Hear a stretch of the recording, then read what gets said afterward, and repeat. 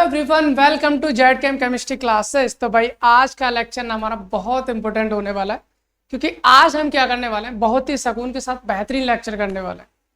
आज हम करने वाले हैं BSc second same bio organic and medicinal chemistry का जो पेपर था 2022-23 में, उसको कंप्लीट सॉल्व करने वाले हैं। और केवल सॉल्व ही नहीं भाई, उससे रिलेटेड जो भी कंसेप्ट है वो भी जानने वाले हैं। तो भाई आपको पता है इस पेपर में हमारे 75 क्वेश्चंस आते हैं और 75 क्वेश्चंस में से आपको कितने 65 क्वेश्चंस करने होते हैं, यानी 75 में से 65 क्वेश्चन करने होते हैं। लेकिन भाई ऐसा हमारे यहाँ तो है नहीं, वो एग्जाम में होता है। हम यहाँ पर 75 में से 75 क्वेश्चंस को करने वाले हैं विद डिटेल, और सारा का सारा कंसेप्ट उनके साथ जानने वाले, जो कि आने वाला जो अब आपका एग्जाम आने वाला है उसमें बहुत ही हेल्पफुल रहने वाला है। चलिए भाई बिना टाइम वेस्ट किए हम स्टार्ट कर देते हैं अपना बीएससी सेकंड सेम का पेपर सॉल्व करना, जिसमें से आपको पहला क्वेश्चन नजर आ गया होगा कि हमारा पहला क्वेश्चन क्या है। भाई देखिए भाई, अगर हम पहले क्वेश्चन की बात करते हैं, सर मेरे को पहला क्वेश्चन नजर आ रहा है, आपको देखो हिंदी और इंग्लिश दोनों में नजर आ रहा होगा ना, तो मैं आपको पढ़ देता हूँ क्या है। If the radius ratio is in the range of 0.155 से 0.225 then the coordination number will be. देखो भाई, ये जो पहला क्वेश्चन हमारा आया है, ये आया भैया सॉलिड स्टेट से। जब हम सॉलिड स्टेट को पढ़ते हैं, यहाँ पर हम बहुत सारी यूनिट सेल्स को पढ़ते हैं, तो उनमें क्या होता है, जब उनका रेडियस रेशियो निकालते हैं तो वो उनके कोऑर्डिनेशन पर डिपेंड करता है, जिनकी उनकी ज्योमेट्री पर डिपेंड करती है। कितने रेडियस रेशियो के बीच में कोऑर्डिनेशन नंबर कितना होगा, ये आपने अगर पढ़ रखा है तो बहुत अच्छी बात है, और नहीं पढ़ रखा है ना भैया तो कोई टेंशन लेने वाली बात है नहीं। मैं आपके लिए बता देता हूँ कुछ बेहतरीन चीज। देखिए भाई, साथ के साथ आप इन चीजों को नोट भी कर सकते हैं, आप स्क्रीनशॉट भी ले सकते हैं, आपको टाइम मिलेगा तो यहाँ पर देख लीजिए। ये मैं आपके लिए कुछ ना कुछ लेके आया हूँ, यहाँ देख लीजिए क्या है भाई इसमें। ये आपको रेडियस रेशियो दे रखे हैं कुछ ना कुछ, ये आपको कोऑर्डिनेशन नंबर दे रखा है, ये आपको जो वॉइड्स हैं उनकी ज्योमेट्री भी दे रखी है। एग्जाम्पल साथ में, एग्जाम्पल को नेग्लेक्ट कर दिया, हमें कुछ नहीं जानना। आपको जो जानना है वो ये जानना है, रेडियस रेशियो और उसका कोऑर्डिनेशन नंबर। भाई एक चीज 0.155 से अगर वैल्यू इससे कम है, भाई अगर आप पॉइंट हटा दो तो 155 मान लो, 155 से अगर कम है कोई भी रेडियस रेशियो, आपका कोऑर्डिनेशन नंबर कितना होगा भाई? 2 होगा। आपका जो कोऑर्डिनेशन नंबर होने वाला है वो क्या होगा? 2। कब? जब आपका रेडियस रेशियो जो है 0.155 से कम होता है। लेकिन अगर 0.155 और 0.225 अगर इनके बीच में होता है, भाई कोऑर्डिनेशन नंबर 3 होगा। अगर 225 से 0.414 के बीच में होता है, कोऑर्डिनेशन नंबर 4 होगा। अगर 0.414 से 0.732 के बीच होता है भैया, कोऑर्डिनेशन नंबर 6 हो जाएगा। अगर इससे 1 तक होता है, कोऑर्डिनेशन नंबर 8 होता है। और अगर आपका 1 हो गया तो उसके केस में आपका कोऑर्डिनेशन नंबर हो जाएगा 12। तो अब एक बार अगर आप इसको जरा देखें भैया, आपको जो रेंज दे रखी है, वो दे रखी है 0.115 से 0.225। भाई आपको एक रेंज दे रखी है, हमने सारी रेंज के कोऑर्डिनेशन नंबर देख लिए। भाई पिछले साल ये वाला क्वेश्चन आया था, हो सकता है अगली बार रेंज चेंज कर दे, क्वेश्चन इस टाइप का भी आ सकता है, इसलिए हमने यहाँ पर देख लिया भाई 0.115 है यहाँ पर हमारा। 0.115 से 0.225 के बीच में अगर हम यहाँ पर देखते हैं, आपका कोऑर्डिनेशन नंबर भैया कितना आता है? 3 आता है। इट मीन्स अगर हम यहाँ से आंसर की बात करेंगे तो भैया क्या हो जाएगा हमारा? ऑप्शन नंबर सी, यानी कि सी जो होगा, यानी आंसर 3 जो है वो आपका करेक्ट आंसर हो जाएगा। उम्मीद करता हूं आपको पहला क्वेश्चन समझ में आया होगा और इससे रिलेटेड सारे के सारे क्वेश्चन आप इस तरह से कर पाए। चलिए भी अब आगे बढ़ते हैं, थोड़ा सा इसको हटा ही दें।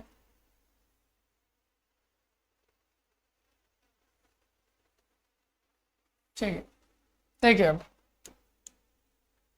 हम अगले क्वेश्चन की तरफ चलते भैया।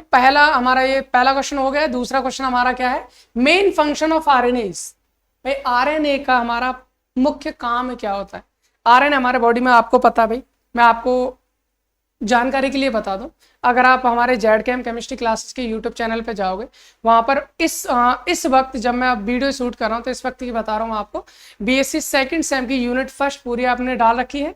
सेकंड यूनिट और थर्ड यूनिट, ये तीनों यूनिट आपकी पढ़ी हो। फर्स्ट यूनिट आपकी कार्बोहाइड्रेट की जो डिटेल में हमने पढ़ रखा है, सेकंड यूनिट आपकी प्रोटीन की वो भी हमने पढ़ रखा है, थर्ड यूनिट न्यूक्लिक एसिड की जो डिटेल में हमने पूरी तरह कुछ भी नहीं छोड़ा भाई उधर, वो सारी चीज हमने डाल रखी है। आप चाहो तो डिटेल लेक्चर्स वहां से कर सकते हो। ये सब क्वेश्चंस के आंसर वहां पर हमने डिटेल में डिस्कस किए, यहाँ पर हम पेपर सॉल्व कर रहे हैं ना, इतनी चीज आपको बताना है। आगे देखो हमारा दूसरा क्वेश्चन है मेन फंक्शन ऑफ आरएनए। भाई आरएनए का मेन फंक्शन क्या होता है? अगर आरएनए है या डीएनए, ये हमारे न्यूक्लिक एसिड होते हैं जो हर सेल में हमारी बॉडी में पाया जाता है। डीएनए से ट्रांसक्रिप्शन के बाद हमारा पास आरएनए बनता है। आरएनए हमारे 3 टाइप के होते हैं, वहां पर हमने डिटेल डिस्कस किया है। और इन तीनों का अगर कॉम्बिनेशन वर्क देखें तो भैया वो एक ही होता है, दैट इज प्रोटीन सिंथेसिस। तो आपको एक चीज जान लेनी है, क्या जान लेना भैया? हमको जानना यह है सर आरएनए का जो मेन फंक्शन होता है, आरएनए का जो मेन फंक्शन होता है वो होता है हमारा प्रोटीन सिंथेसिस, यानी कि प्रोटीन को बनाना होता है। भाई हमारी बॉडी में जो प्रोटीन बनती है उसको कौन बनाता है? उसको बनाता है हमारा आरएनए। तो इस चीज को आप ध्यान रखें। तो मुझे लगता है सेकंड क्वेश्चन आपको इजीली समझ में आया होगा, इसमें कोई दिक्कत है नहीं। अगले क्वेश्चन नंबर 3 की अगर हम बात करें भी, तो क्वेश्चन नंबर 3 आपका दे रखा है फैक्टर्स अफेक्टिंग एंजाइम एक्शन। हमारी बॉडी है भाई, बॉडी में जो हमारे एंजाइम्स हैं, है ना, वो एंजाइम्स को अफेक्ट, अगर उसके जो एक्टिविटी चल रही होती है, हमारे जो एंजाइम वर्क कर रहे होते हैं, उन वर्क को कौन कौन सी चीजें अफेक्ट कर सकती हैं? क्या टेम्परेचर अफेक्ट कर सकता है? क्या पीएच अफेक्ट कर सकता है? क्या कंसंट्रेशन अफेक्ट कर सकती है? भाई बिल्कुल।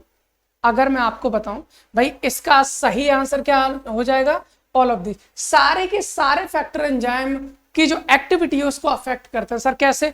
अगर मान लीजिए टेम्परेचर बढ़ता है, बॉडी का टेम्परेचर बढ़ता है, आपने देखा हो नॉर्मली बुखार आ जाता है, खाना पीने का मन नहीं करता। अगर हम खाना खा भी ले, पच भी नहीं पाता, बाहर कभी पलटी हो जाता है, बिना पचे बाहर आ जाता है। रीजन क्या होता है सर? इसका रीजन ये होता है जैसे जैसे हमारा टेम्परेचर बढ़ता है बॉडी का, वैसे वैसे एंजाइम वर्क करना बंद कर देते हैं। और एंजाइम वर्क करना बंद कर देंगे, हमारी बॉडी का जो खाना है भाई वो पच ही नहीं पाएगा। और पच नहीं पाएगा, इसका मतलब एंजाइम की एक्टिविटी को, उसके एक्शन को अफेक्ट कर रहा है भाई टेम्परेचर? बिल्कुल कर रहा है। सर पीएच में एसिडिटी बढ़ जाती है तो भी प्रॉब्लम है। सर यहाँ पर कंसंट्रेशन, अगर एंजाइम की आपने क्या कर लिया है, कोई ना कोई अगर इसकी कंसंट्रेशन को बढ़ाते हैं या घटाते हैं, तब भी हमारा क्या होता है, इसकी जो हम बोल सकते हैं कि एंजाइम का एक्शन जो है वो अफेक्ट होता है। तो हम ये बोल सकते हैं, क्या बोल सकते हैं सर, जो हमारे एंजाइम के एक्शन को, यानी एंजाइम्स को कौन कौन से फैक्टर अफेक्ट कर सकते हैं? ऑप्शन में आपको टेम्परेचर है, पीएच है, कंसंट्रेशन है, तो हम बोल सकते हैं सर ये सारे अफेक्ट, जो सारे के सारे फैक्टर्स अफेक्ट करते हैं हमारे एंजाइम के एक्शन को। उम्मीद करता हूं 3 क्वेश्चन अभी तक हमने किए हैं और वो सारे के सारे क्वेश्चन आपको समझ में आए होंगे इजीली। चलिए कोई बात नहीं, अभी हम आगे बढ़ते हैं भाई क्वेश्चन नंबर 4 की साइड। अगला हमारा क्वेश्चन नंबर 4 है, वो क्या कहता है भाई? बहुत बढ़िया क्वेश्चन है, बहुत ही बेहतरीन क्वेश्चन है भैया, जो आपको इसके बारे में नॉर्मली पता होगा और नहीं पता होता कभी न कभी इसको खाया भी होगा। हम जैसे बीच में शॉर्ट वीडियो डाल देते हैं ना, तो वहां पर भी मैंने इसका जिक्र किया है पहले कि भाई नाम क्या है। नाम बहुत ही अच्छा सा प्यारा सा है, पैरासीटामोल। क्या नाम है भैया? पैरासीटामोल। भाई पैरासीटामोल जो होता है वो आपको पता है ना, पैरासीटामोल जैसे बुखार आ जाता है, कभी हड़कल होने लगती है, हाथों पैरों में दर्द होता है, तो हम क्या करते हैं, सीधे जाते हैं भाई, कहते हैं भाई पैरासीटामोल गोली देते हैं और खा के आराम से सो जाते हैं, फिर रिलैक्स हो जाते हैं। क्या है सर पैरासीटामोल? ये हमारी दवाई तो है सर, इसमें कौन सा इसका पैरासीटामोल का स्ट्रक्चर क्या है, बस वही बताना है आपको। 4 स्ट्रक्चर दे रखे हैं, ए, बी, सी और डी। आपको बताना सर इसमें से पैरासीटामोल का स्ट्रक्चर क्या होगा। चलिए मैं एक काम करता हूँ, आपको कुछ इस टाइप से दिखाता हूँ इसके स्ट्रक्चर के बारे में। सॉरी,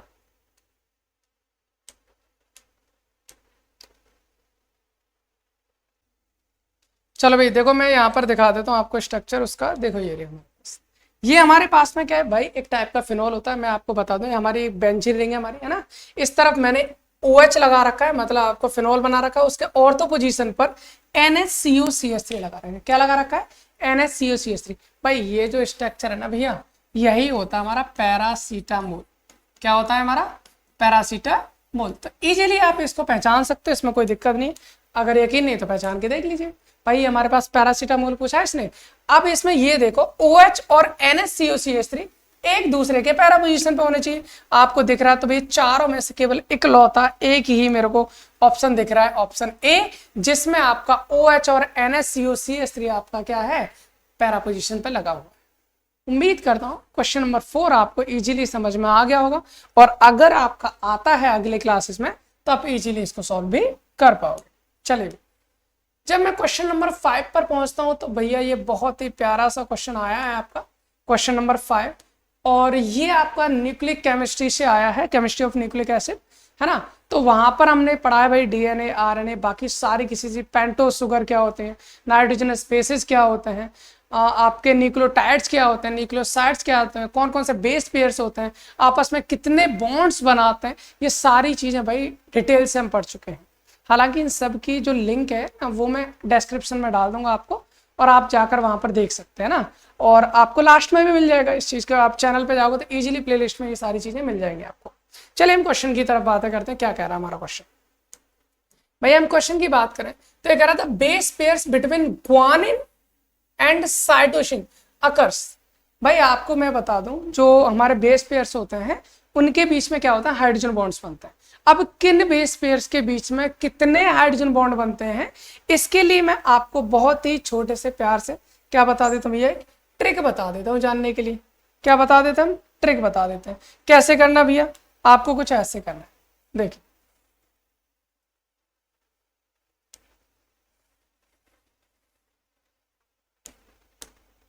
देखिए आपको हम ट्रिक बता देते हैं कैसे। अगर मैं आपको बताऊं डीएनए की बात करें, भाई किसकी बात कर लेते हैं, डीएनए। डीएनए में आपके पास में 4 बेसेस होते हैं, कौन कौन से होते हैं भैया, एडेनिन, ग्वानिन, साइटोसिन और थायमिन। ये 4 बेस होते हैं हमारे पास, एडेनिन, ग्वानिन, साइटोसिन और थायमिन। अब कौन कौन से बॉन्ड जो कौन कौन से बेस पेयर्स आपस में जुड़ते हैं वो भी मैं बता दूं। एडेनिन हमेशा जो जुड़ता है वो थायमिन के साथ जुड़ेगा, और साइटोसिन हमेशा आपका ग्वानिन के साथ जुड़ता है। एडेनिन थायमिन के साथ, साइटोसिन ग्वानिन के साथ। इसके साथ एक चीज और है आपको याद रखनी है। मैंने इसको कैसे याद रखा है पता है आपको, मैंने याद रखा आया था, 80 मतलब आया था, आया था, सीजी मतलब चला गया, सीधे सीधे तो बात भाई। बेस पेयर्स कौन किसके साथ जुड़ा है इसके लिए ट्रिक याद कर लो, आया था चला गया, आया था चला गया। अब भाई इनके बीच में हाइड्रोजन बॉन्ड भी बनते हैं। सर कितने हाइड्रोजन बॉन्ड बनते हैं, मैं अगर आपको बताऊं भाई, एडेनिन और थायमिन के बीच बनते हैं 2 हाइड्रोजन बॉन्ड, साइटोसिन और ग्वानिन के बीच बनते हैं कितने, 3 हाइड्रोजन बॉन्ड। तो इसको याद रखना बहुत आसान हो गया सर।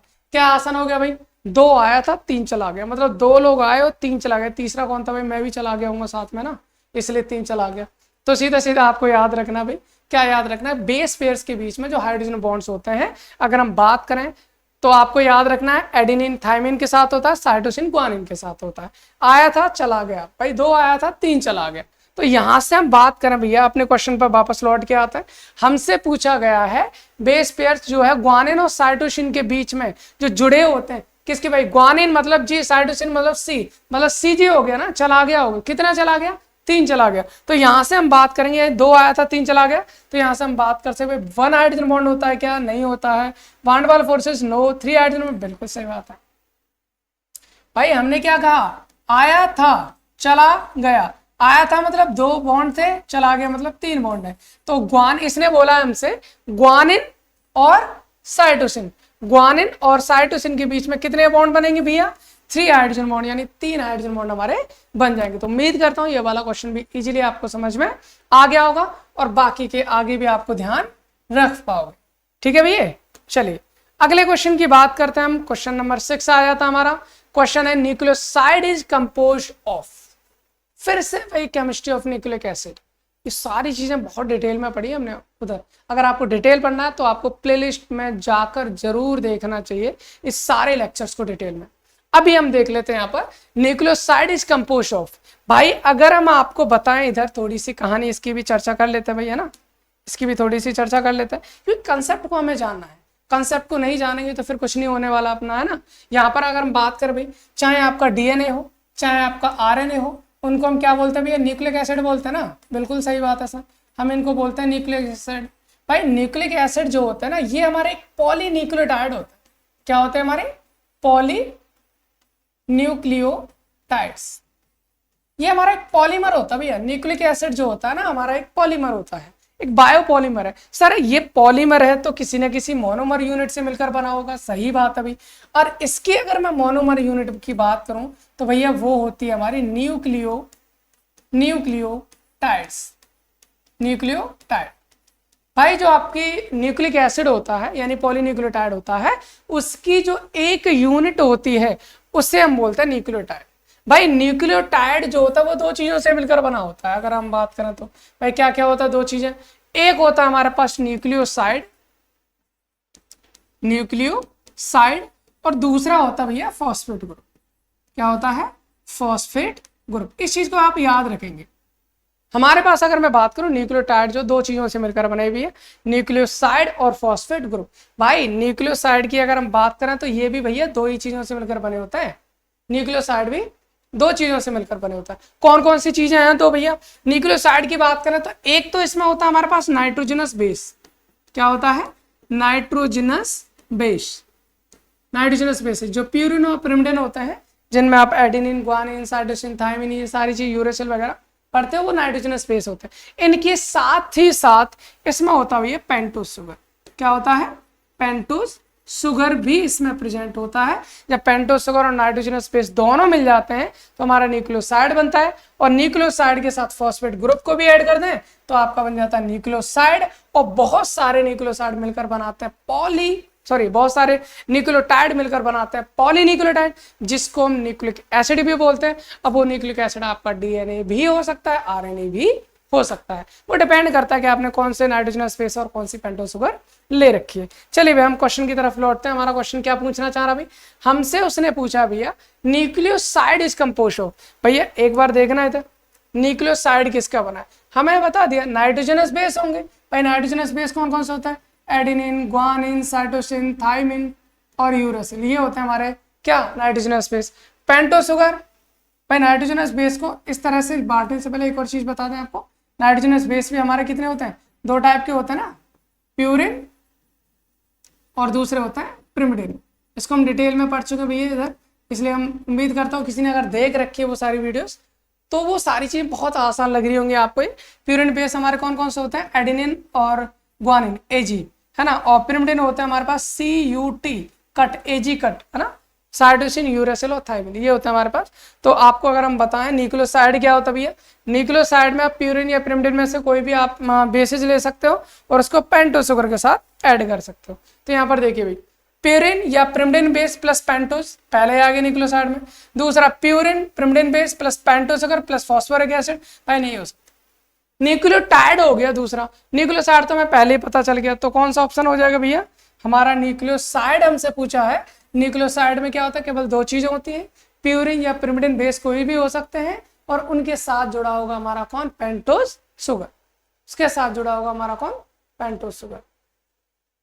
देखिए प्यूरिन या पिरिमिडिन बेसिस के साथ साथ आपका कौन जोड़ दिया जाए? पेंटोज शुगर, तो आपका बन जाएगा न्यूक्लियोसाइड। तो उम्मीद करते हैं ये सारी चीज आपको समझ में आई हो। चलिए भाई इधर आ जाते हैं वापस अपनी कहानी पर, हम जो भी कहना चाह रहे हैं। चलिए अब अगला क्वेश्चन देखें भाई। उम्मीद करते हैं क्वेश्चन नंबर 6 आपको समझ में आया होगा, और जो भी अगर फिर भी कोई प्रॉब्लम होती है ना भैया, आराम से आप कमेंट बॉक्स में जाकर आप कमेंट कर सकते हो, मैं आपको जरूर उसका रिप्लाई दूंगा। और टेलीग्राम भी ज्वाइन कर सकते हैं आप, टेलीग्राम की लिंक आपको मिल जाएगी, वहां पर भी मैं आपको कुछ ना कुछ अपडेट डालता रहता हूँ, आपको वो सारी की सारी अपडेट आपको वहां पर मिलती रहेंगी। चलिए भाई आगे बात कर लेते हैं। क्वेश्चन नंबर 7 हमारा, alpha D fructose is represented by the Haworth structure आपको दे रखे, इनमें से आपको ये बताना है, क्या बताना भैया? Alpha D fructose. अच्छा फ्रक्टोज पूछा है आपसे ना, तो भैया आपको अगर मैं बताना चाहूं ना तो ये क्वेश्चन या तो मिसप्रिंट है या सही दिया है, आंसर है इसका डी, नन ऑफ दिस। इनमें से फ्रक्टोज का कोई स्ट्रक्चर है ही नहीं सर, काहे को नहीं है? मैं आपको बता दूं क्यों नहीं है भाई फ्रक्टोज का स्ट्रक्चर, आपको इसलिए बता देते हैं। थोड़ा सा यहां पर देखिए, ये जो आंसर है इसका वो हो जाएगा हमारा कौन सा आंसर भैया? डी आंसर हो जाएगा, ठीक है ना। डी आंसर क्यों हो जाएगा? क्योंकि इनमें से कोई भी फ्रक्टोज का स्ट्रक्चर नहीं है। अगर ये नहीं है तो सर कौन सा स्ट्रक्चर होगा ये बता देते हैं। चलिए इधर आए, देखिए फ्रक्टोज की अगर हम बात करें तो फ्रक्टोज के पास 5 मेंबर्ड रिंग होती है। क्या होती है भाई? 5 मेंबर्ड रिंग होती है, कुछ इस टाइप से, ऑक्सीजन कंटेनिंग 5 मेंबर्ड रिंग। और इस तरह से बॉन्ड हमारे यहाँ से लगे होते हैं। यहाँ पर होता है हमारा CH2OH, नीचे हमारा होता है H, H के बराबर H, नीचे OH होता है, यहाँ पर ऊपर OH और नीचे हमारे पास H होता है, नीचे H लगा दूं, ऊपर CH2OH लगा दूं, तो ये हमारा बन जाता भैया alpha D plus fructose, sorry alpha D minus fructose, क्योंकि लीवोरोटरेटरी होता है ना फ्रक्टोज। तो फ्रक्टोज का जो स्ट्रक्चर होता है वो आपका 5 मेंबर्ड ऑक्सीजन कंटेनिंग रिंग इसमें पाई जाती है, और जिसको नाम हम इस रिंग को बोलते हैं भैया फ्यूरेनोज रिंग। क्या बोलते हैं इसको? फ्यूरेनोज रिंग। तो हमारा जो आपका क्या है, अगर हम फ्रक्टोज की बात करें उसमें फ्यूरेनोज रिंग पाई जाती है, वैसे ही अगर हम ग्लूकोज की बात करते हैं तो भैया वहाँ पायरेनोज रिंग पाई जाती है। इस चीज़ का ध्यान रखेंगे। तो यहाँ पर अगर हम इधर देखना चाहें भाई, इसमें तो ये 6 मेंबर रिंग दे रखी है, 6 दे रखी है, ये भी दोनों हो नहीं सकते, तो आंसर हमारा डी हो जाएगा, नन ऑफ दिस। उम्मीद करता हूँ ये वाला क्वेश्चन भी आपको समझ में आ गया हो। ठीक है, अब हम चलते हैं भैया क्वेश्चन नंबर 8 की ओर। अगला क्वेश्चन हमारा दे रखा है epimers differ in the configuration at. Epimer जानते हो क्या होता है? नहीं जानते? चलिए एक बार फिर से देख लेते हैं ईपीमर क्या होता है। ईपीमर क्या होता है भैया, उसको आप यहां से समझेंगे थोड़ा सा। बनाए क्या? नहीं है, चलो सब कुछ अभी है ना, इधर देख लीजिए। ईपीमर क्या होता है, ये आपको 3 स्ट्रक्चर मैंने इधर बना रखे हैं, देखो इन तीनों में आपको पता क्या नजर आ रहा होगा, ऊपर हमारा CHO है सब में, नीचे आपका CH2OH है सब में, बाकी हर एक कार्बन पर एक H और एक OH लगा हुआ है। इनमें से अगर आप देखो इन दोनों स्ट्रक्चर्स में भाई ये चीजें सेम है सारी की सारी। इस कार्बन नंबर 2 पर इसमें OH मैंने इधर कर दिया, बाकी में H इधर कर दिया। इसमें अगर देखें तो यहां पर केवल कार्बन नंबर 2 पर चेंज किया है, यहां पर इसमें मैंने कार्बन नंबर 4 पर चेंज कर दिया। कहने का मतलब है चाहे आपका C2, C3, C4, C5, C6 कोई भी कार्बन पर अगर आप कॉन्फ़िगरेशन चेंज करते हो, भैया उसको बोलते हैं हम ईपीमर, उनको क्या बोलते हैं? ईपीमर। लेकिन अगर आप स्पेशली C1 कार्बन पर करते हो, किस पर करते हो? C1 कार्बन पर, वो भी हमारा होता तो ईपीमर ही है, लेकिन उस ईपीमर को हम एनोमर बोल देते। क्या बोल देते हैं? एनोमर। तो आपको याद रखना है C1 कार्बन एनोमर, बाकी सब C1 भी हमारा क्या है, ये एक एनोमर भी हमारा एक ईपीमर का टाइप होता है। तो हम बोल सकते हैं भाई ईपीमराइजेशन जो है वो किसी भी कार्बन पे हो सकता है। तो इसने आपसे पूछा कि epimer differ in the configuration at C1, C2, C3 या ऑल, तो हम इजीली इसका आंसर दे सकते हैं भाई डी। किसी भी कार्बन पर अगर आप कॉन्फिगरेशन चेंज करते हो तो वो हमारा ईपीमर हो जाएगा। ठीक है ना, तो इसमें कोई प्रॉब्लम है नहीं, बहुत आसान सा क्वेश्चन था। अगर आप इनको देखना चाहोगे भैया, सारे के सारे क्वेश्चंस ना हम डिटेल में पढ़ चुके हैं। अगर आप देखोगे, अगर आपने वो सारी की सारी प्लेलिस्ट करके आओगे, आपको एक क्वेश्चन नहीं बचेगा भाई। मैं आपको यकीन के साथ बोल सकता हूँ, आपके फर्स्ट सेकंड थर्ड यूनिट आपकी बहुत अच्छी हो जाएंगी, जिनमें कोई प्रॉब्लम नहीं होगी। आगे हमें इतना टाइम मिला नहीं, बाकी की यूनिट्स हम कर नहीं सके, लेकिन आपके साथ अगले सेमेस्टर में फिर से जुड़ेंगे सभी यूनिट्स के साथ, है ना। तो अभी इसको सॉल्व कर लेते हैं, हमारा काम अभी फिलहाल इधर फोकस करना है। हमारा क्वेश्चन है विच one of the following is not a polysaccharide. पे आपको 4 ऑप्शंस दे रखे हैं, और इन 4 ऑप्शंस में से आपसे ये पूछा गया है कि इनमें से कौन सा पॉलीसैकेराइड नहीं। अगर आपने वाकई वो प्लेलिस्ट कर रखे, आप देखकर आराम से बता दोगे भाई, आराम से। नॉट ए पॉलीसैकेराइड, इसने हमसे पूछा भैया क्या? नॉट ए पॉलीसैकेराइड, कौन सा पॉलीसैकेराइड नहीं है भैया? स्टार्च, जिसको हिंदी में मंड भी बोलते, स्टार्च पॉलीसैकेराइड होता नहीं होता? बिल्कुल होता भैया, एक पॉलीसैकेराइड कार्बोहाइड्रेट है। सेलुलोज भैया ये भी पॉलीसैकेराइड क्या है आपका? कार्बोहाइड्रेट होती है। एमाइलोज भैया ये स्टार्च का एक पार्ट होता है, ये भी हमारा एक पॉलीसैकेराइड है। लेकिन सुक्रोज लल्ला ये हमारे पास पॉलीसैकेराइड नहीं है, क्योंकि सुक्रोज जो होता है हमारे पास एक ओलिगोसैकेराइड मतलब डाइसैकेराइड है। ये केवल 2 यूनिट से मिलकर बना होता है। आपको पता भी मोनोसैकेराइड्स क्या होते हैं? कार्बोहाइड्रेट की सबसे सिंपलेस्ट यूनिट को मोनोसैकेराइड कहते हैं। जब 2 मोनोसैकेराइड आपस में जुड़ जाती हैं तो डाइसैकेराइड, 3 जुड़ जाती हैं ट्राइसैकेराइड। अगर इस तरह से आपके 10 तक जुड़ती चली जाती हैं भाई, उनको कंबाइंड हम ओलिगोसैकेराइड बोल देते हैं। 10 से ज्यादा बहुत सारी यूनिट आपस में जुड़ी हुई हैं, उनको हम बोलते हैं पॉलीसैकेराइड। ये तो होता है। तो अगर हम यहाँ पर बात करें भाई, स्टार्च है, सेलुलोज है, एमाइलोज है, ये सारे के सारे पॉलीसैकेराइड है। लेकिन लेकिन लेकिन क्या भैया, सुक्रोज, सुक्रोज हमारा पॉलीसेकेराइड नहीं है क्योंकि ये हमारा डाइसेकेराइड है। उसने वही तो पूछा है, कौन सा पॉलीसेकेराइड नहीं है, तो हम इजीली बता सकते हैं भाई सुक्रोज नहीं। आंसर हो गया, कोई प्रॉब्लम नहीं है। अगले क्वेश्चन पे आइए। अब हमसे अगला क्वेश्चन पूछा गया भैया, क्या पूछा गया हमसे अगला क्वेश्चन? अगला क्वेश्चन है NaCl क्रिस्टल इज, हाँ NaCl क्रिस्टल जो है वो कौन सा है? तो मैं आपको बता देता हूँ, बहुत ही सिंपल सा प्रकार का क्वेश्चन ये आपको दे रखा है कि NaCl क्रिस्टल कौन सा है। सिंपल क्यूबिक मतलब SCC है, फेस सेंटर मतलब FCC है, बॉडी सेंटर मतलब BCC है, या एंड सेंटर मतलब NCC है। इनमें से कौन सा यूनिट सेल NaCl में पाई जाती है? तो आप डायरेक्ट इसको याद भी रख सकते हो। क्या याद रख सकते हो भैया? इसमें face centre cubic unit cell पाई जाती है। आप इसको कैसे कर सकते हो भैया, फेस सेंटर क्या होती है? अगर आपको थोड़ी सी समस्या हो रही है इसमें, तो चलिए एक काम करते हैं, बताने की कोशिश ही कर लेते हैं, क्योंकि इसमें क्या होता है, ज़्यादा टाइम तो अपन को लगना नहीं है, इजीली हम कर सकते हैं। चलिए एक काम करते हैं, यहाँ पर आइए। क्या होता है भैया, थोड़े से समझने की कोशिश करेंगे। होता क्या है, होता ये है, मैं आपको NaCl में क्या होता है, Na+ और Cl- होता है, ठीक है ना। तो जो Cl- होता है ना, वो आपका FCC पर पाया जाता है, यानी फेस सेंटर्ड यूनिट सेल होती है। ये कैसे होती है, देखो हमारे इस तरह से बना सकते हैं। हमारे पास एक क्यूब है, ये दूसरा, और हमने क्यूब बना दिए सारे के सारे फेसेस, ठीक है ना। अब आपका Cl एटम होता कहाँ पर, ये हम आपको बताने की कोशिश करता है। देखिए, हर एक कॉर्नर पर आपका Cl एटम पाया जाता है, हर एक कॉर्नर पर आपका Cl एटम पाया जाता है। भाई जो Cl एटम जो होता है, ये कहाँ होता है, all corners plus all faces, जिसको हम टर्म में जोड़कर कह देते हैं FCC। और जो हमारे क्या है, हमारे Na+ होता है, ये आपका पाया जाता है हमारा कहाँ पर, ऑक्टाहेड्रल वॉइड्स में, ये पाया जाता है हमारा ऑक्टाहेड्रल वॉइड्स में, ठीक है ना। तो आपका ये हो गया। इसके अलावा इसके पास 6 फेस होते हैं।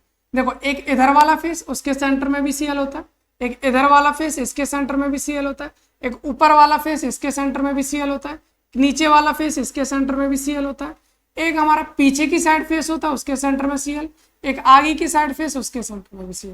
भाई ये एक दूसरे का ना, इस तरह से मैं दिखाने की कोशिश करता हूँ तुम्हारे, इस तरह से थोड़ा सा, हाँ। तो ये Cl इसके जस्ट सामने है, ये वाला जो है इसके सामने है, ये वाला जो है इसके सामने है, कुछ इस टाइप से, ठीक है ना। तो 6 फेस होता है हमारा, उन 6 के फेस के सेंटर में भी होता है और सारे के सारे कॉर्नर्स पे। एक चीज इसको देखने की कोशिश करो, जैसे अगर आपको ये देख पा रहा हो तो, शायद नहीं देख पा रहा, क्या देख पा रहा? ये आपको ब्लू बॉल्स जो भी दिख रही है ना, ब्लू बॉल्स जो भी है, ये सारे के सारे Cl एटम लगे हुए हैं। ये कहाँ लगे हैं, देखो हर एक कॉर्नर पे लगे हैं। अगर मैं आपको दिखाना चाहूँ, ये कॉर्नर है हमारे, 8 कॉर्नर है, ये हमारे पास 8 कॉर्नर दे रखे हैं। इन कॉर्नर्स पर हमारे क्या लगे, Cl। बाकी के ये दोनों आमने सामने के फेस पर, ये दोनों आमने सामने के फेस पर, ये दोनों आमने सामने के फेस पर। तो इस तरह से हम बोल सकते हैं जो NaCl का क्रिस्टल होता है ना, वो हमारा FCC यूनिट सेल बनाता है। तो इसमें कोई प्रॉब्लम नहीं है, मैं आपको डिटेल में बता दिया, लेकिन ज़रूरत है नहीं, जब इसकी क्लास करेंगे तो वहाँ पर हम डिटेल में उसको देख लेंगे, ठीक है ना। अभी फिलहाल के लिए हमें क्वेश्चन सॉल्व करना था, वो हमारा हो गया है।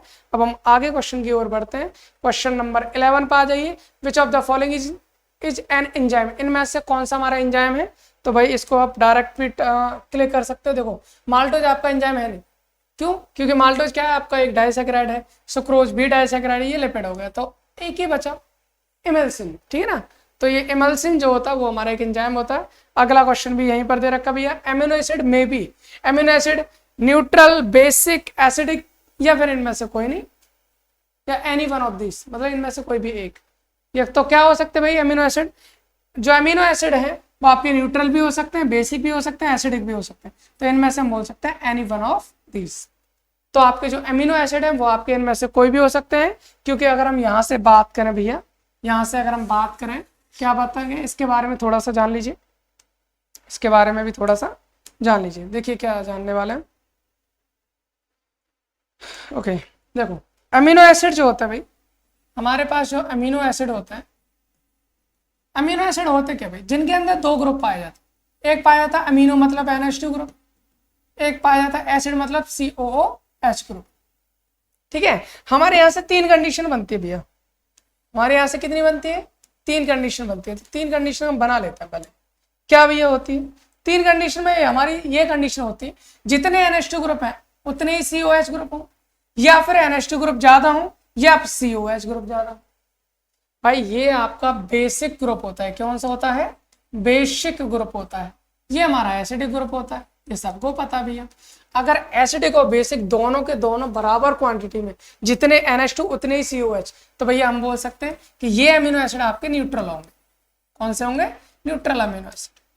अगर बेसिक अमीनो ग्रुप ज्यादा है तो हम बोलेंगे बेसिक अमीनो एसिड होंगे। एसिडिक ग्रुप ज्यादा है तो हम इसको बोलेंगे एसिडिक अमीनो एसिड होंगे। तो सीधा सीधा हम बोल सकते हैं भाई अमीनो एसिड न्यूट्रल भी हो सकते हैं, एसिडिक भी हो सकते हैं, बेसिक भी हो सकते हैं, सारे हो सकते हैं। और अगर सारे हो सकते हैं तो ऑप्शन अपना क्या हो जाएगा भैया? एनी वन ऑफ दीज, इनमें से कोई एक हो सकता है। ठीक है, question number 13, peptide linkage. Peptide linkage is, इनमें से पेप्टाइड लिंकेज कौन सा होता है? भाई जब एमिनो एसिड आपस में जुड़ते हैं, जुड़ के पूरी की पूरी प्रोटीन चेन बना लेते हैं, तो उनके बीच में बनने वाला बॉन्ड आपका पेप्टाइड बॉन्ड कहलाता है। बहुत इंपॉर्टेंट चीजें बता रहा हूँ, ध्यान से सुन लेना। आपके पास जैसे 3 बायोपॉलीमर होते हैं, कार्बोहाइड्रेट होता है, प्रोटीन होती है, और आपके पास क्या होता है? न्यूक्लिक एसिड होता है। बेटा कार्बोहाइड्रेट में जो आपका लिंकेज पाया जाता है that is glycosidic linkage. Protein में जो लिंकेज पाया जाता है दैट इज पेप्टाइड लिंकेज। और अगर हम बात करें किसकी? न्यूक्लिक एसिड की, वहां पर होता है फॉस्फोडाइस्टर लिंकेज। इन तीनों का नाम नोट कर लेना भाई। इसके बारे में हम थोड़ा सा डिटेल जान लेते हैं कि क्या कहना चाह रहे हैं। देखिए अमीनो एसिड क्या आता है, मैं बात करता हूँ सर। यहाँ पर मेरा एक ऐसे लिख लेते हैं, यहाँ पर C+OH, क्या मेरा एसिडिक ग्रुप हो गया? COH। यहाँ पर मेरा कार्बन CH, यहाँ पर मैंने R लगा दी, यहाँ पर है NH2। तो इसमें COH एसिडिक ग्रुप भी है, अमीनो ग्रुप भी। भाई दोनों ग्रुप दे रखे, तो ये हमारा एक क्या बन गया भैया? ये हमारा एक अमीनो एसिड बन गया। अब ये 2 अमीनो एसिड मान लीजिए आपस में क्या करने हैं? रिएक्शन करने वाला। और रिएक्शन करेंगे तो होगा क्या भाई? इसका क्या होता है? इसका OH और इसका H आपस में H2 निकाल लेता है, और H2 निकालने के बाद भैया बन क्या जाता है? जरा देखें तो, बिल्कुल देख लीजिए। NH2 आ गया, ठीक है सर।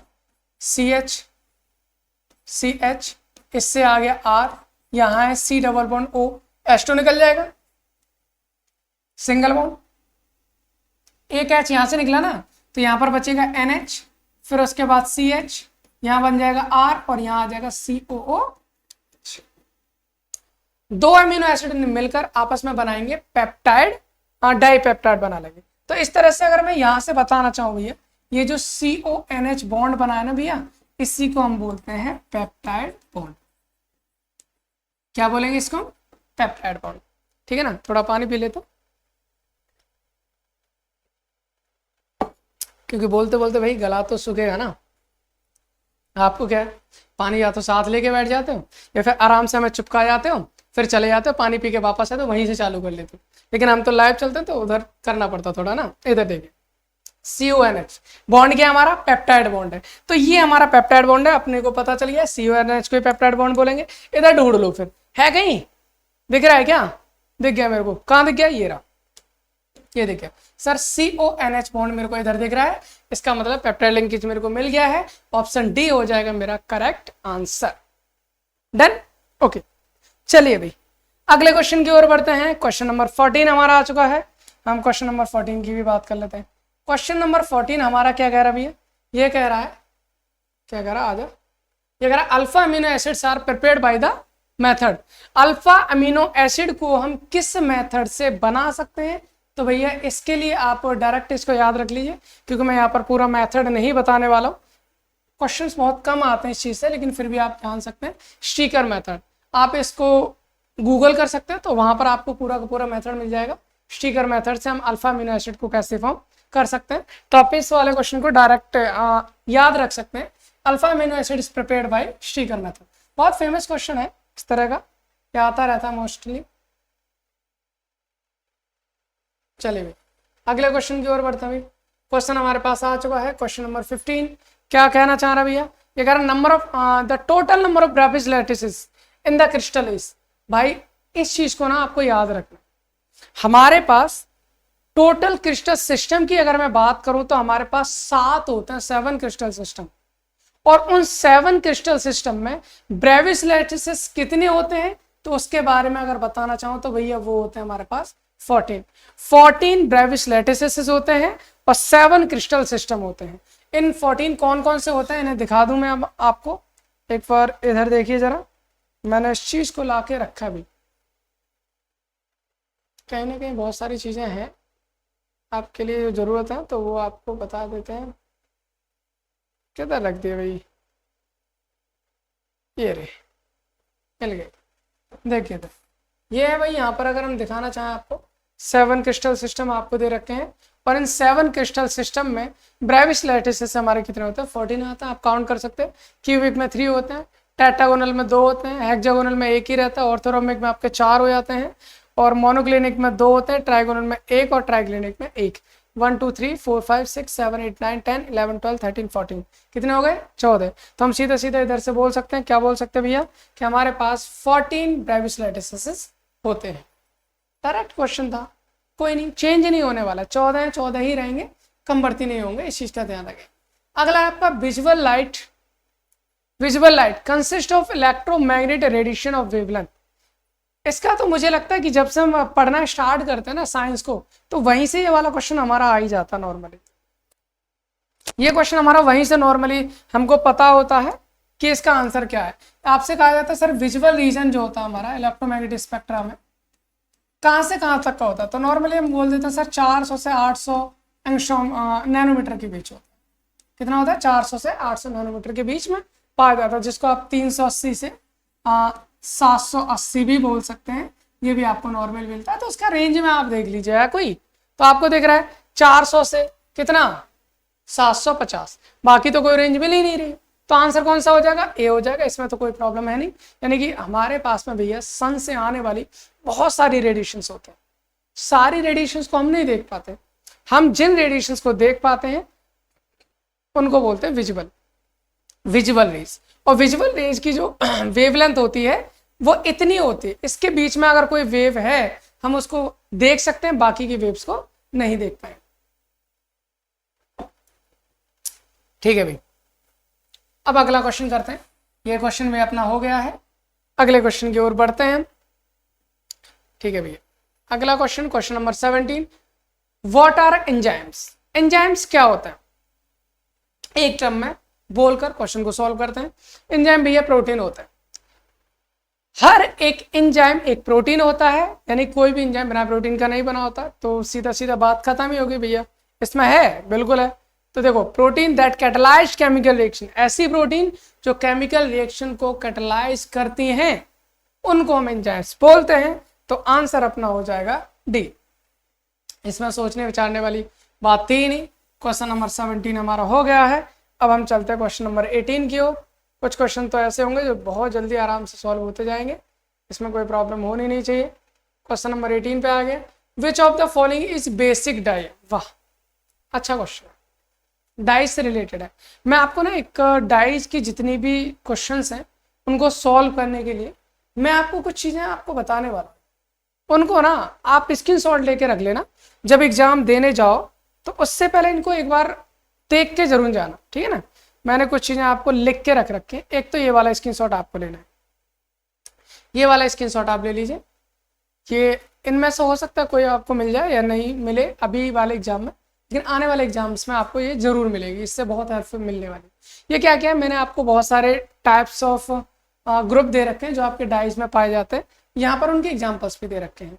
जैसे नाइट्रो डाई है, नाइट्रो डाई कौन कौन से ऐसी डाई हैं जिनमें नाइट्रो ग्रुप पाया जाता है, तो पिक्रिक एसिड है या मैरिटस येलो है, इसमें नाइट्रो डाई पाई जाती है। तो इस तरह के बहुत सारे हमारे हैं, तो इसका स्क्रीनशॉट आई होप आपने ले लिया हो। इसके अगला आपको ये वाला भी लेना है, acidic dye, basic dye, direct dye, indirect dye, vat dye और इनग्रेन डाई, डिस्पर्स डाई, ये सारे की सारी आपको दे रखी है। तो यहाँ से हमारा ये वाला क्वेश्चन सॉल्व हो जाएगा कि इसने पूछा है कि इनमें से बेसिक डाई कौन सी है।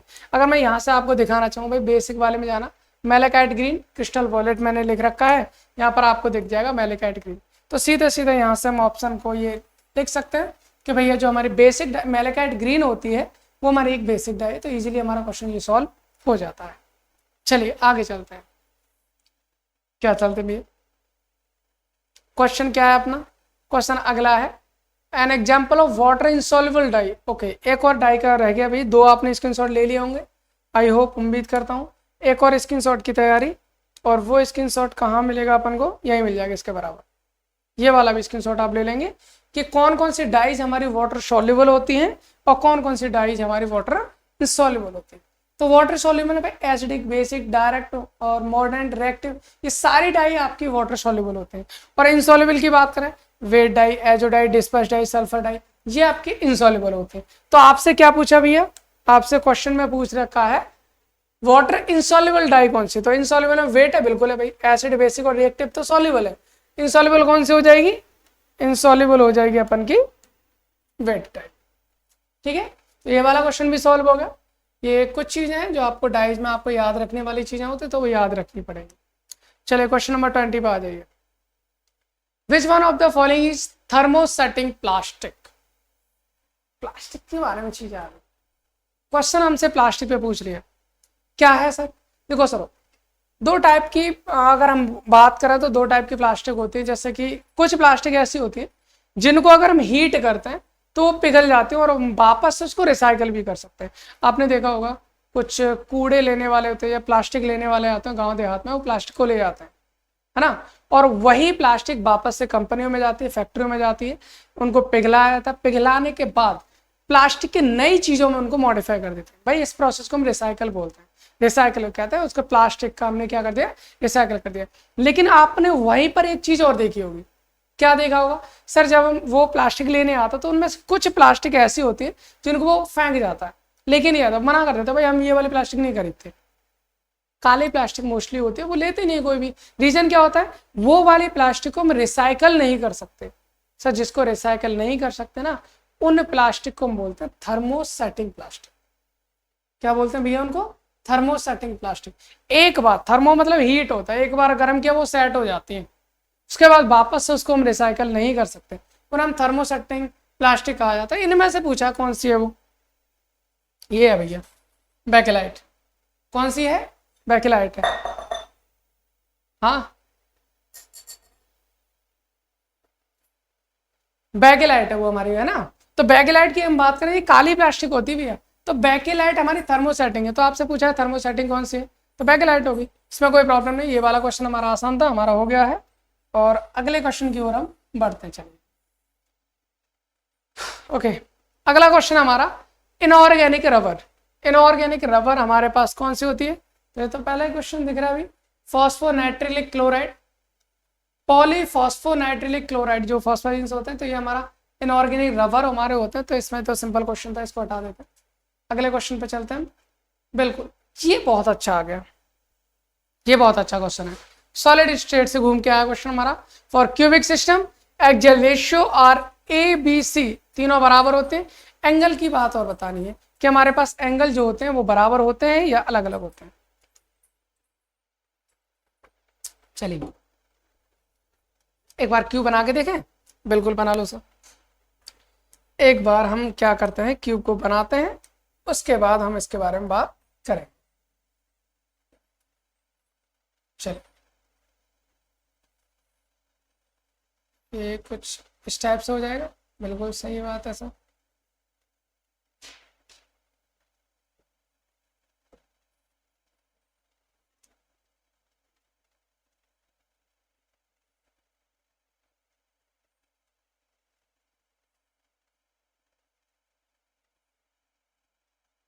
भाई आपको उम्मीद करता हूँ क्यूब आपको नजर आ रहा होगा।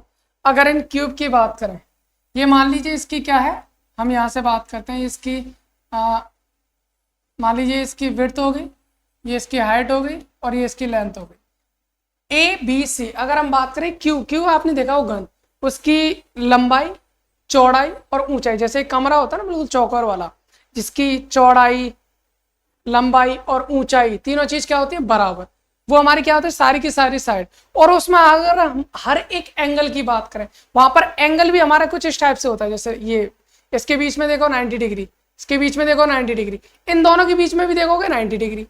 कहने का मतलब तीनों के तीनों एंगल भी बराबर होते हैं, उस केस को हम क्या कहते हैं भैया, क्यूब कहते हैं। तो यहाँ पर यही पूछा गया है, क्यूबिक सिस्टम की अगर हम बात करें, क्यूबिक सिस्टम की बात करें, तीनों लेंथ उसकी बराबर होती है, तीनों एंगल भी बराबर होते हैं, वो भी कितने को होते हैं, 90 डिग्री के होते हैं। ये हमारा क्यूबिक सिस्टम की बात है।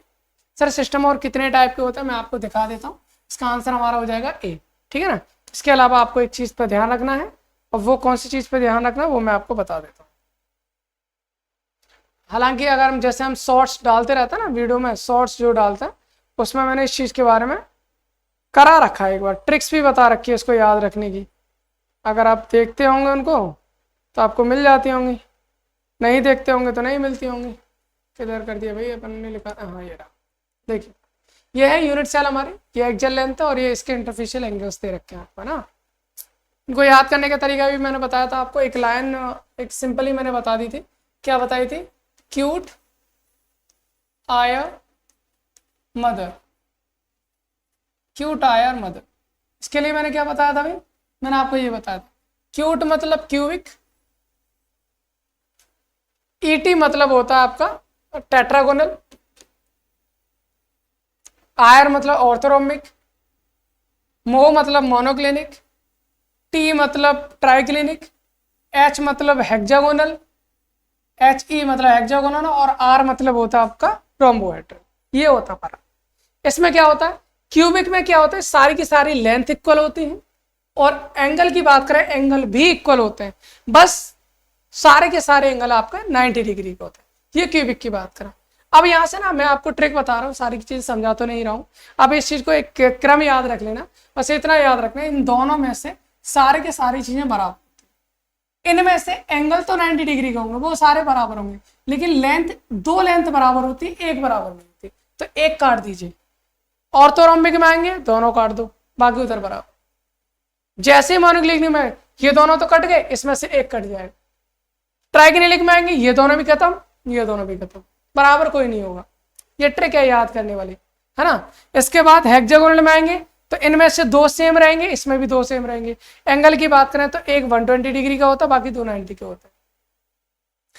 रोम्बोहेड्रल जो होता है आपका, ये बिल्कुल क्यूबिक की तरह होता है, बस थोड़ा सा अंतर होता है, इसमें सारी लेंथ भी बराबर, सारे एंगल भी बराबर, बस अंतर इतना होता है, इसमें अगर एंगल 90 का है तो क्यूबिक, और 90 के अलावा बाकी कुछ भी है तो आपका रोम्बोहेड्रल है। तो इस चीज को याद रखेंगे।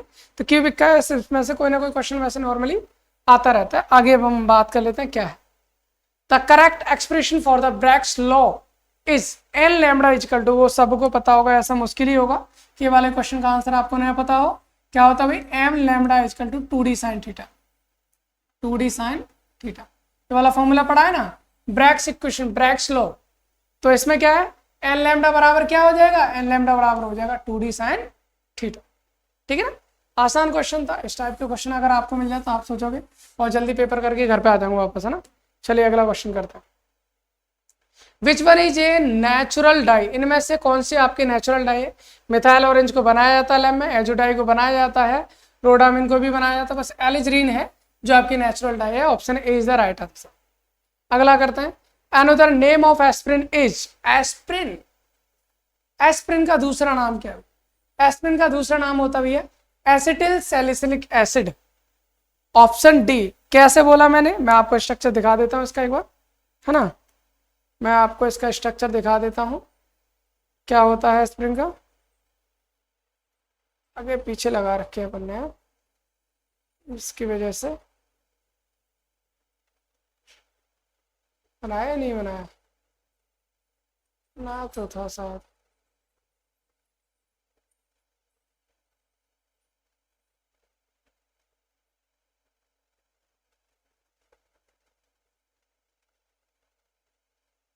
मुझे लगता है शायद कहीं खो गया, चलो कोई नहीं, मैं आपको दिखा देता हूँ ना।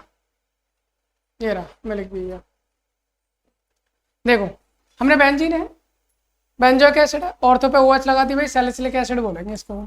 अगर मैंने H हटाकर इसके COCH3 लगा दिया, एसिटिल ग्रुप लगा दिया, तो इसको बोलेंगे एसिटिल सैलिसिलिक एसिड, जिसका नाम होता है एस्प्रिन। और भैया ये पैरासीटामोल का ना भैया होता है, जैसे पैरासीटामोल होती है ना भाई, हेडेक वाली, फीवर में, दर्द में हम खा लेते हैं उसको, वैसे एस्प्रिन भी उसी का काम करता है, उसी चीज के लिए होता है। तो ये हमारा एस्पिरिन और पैरासीटामोल एक ही कैटेगरी में आता है। तो एस्पिरिन का स्ट्रक्चर भी यही होता है, इसका दूसरा नाम होता है एसिटिल सैलिसिलिक एसिड। तो हम यही बताने वाले थे, इसका दूसरा नाम हो जाएगा acetyl salicylic acid. Option D is the right answer. चलिए क्वेश्चन नंबर 26, क्वेश्चन नंबर 26 पे आते हैं।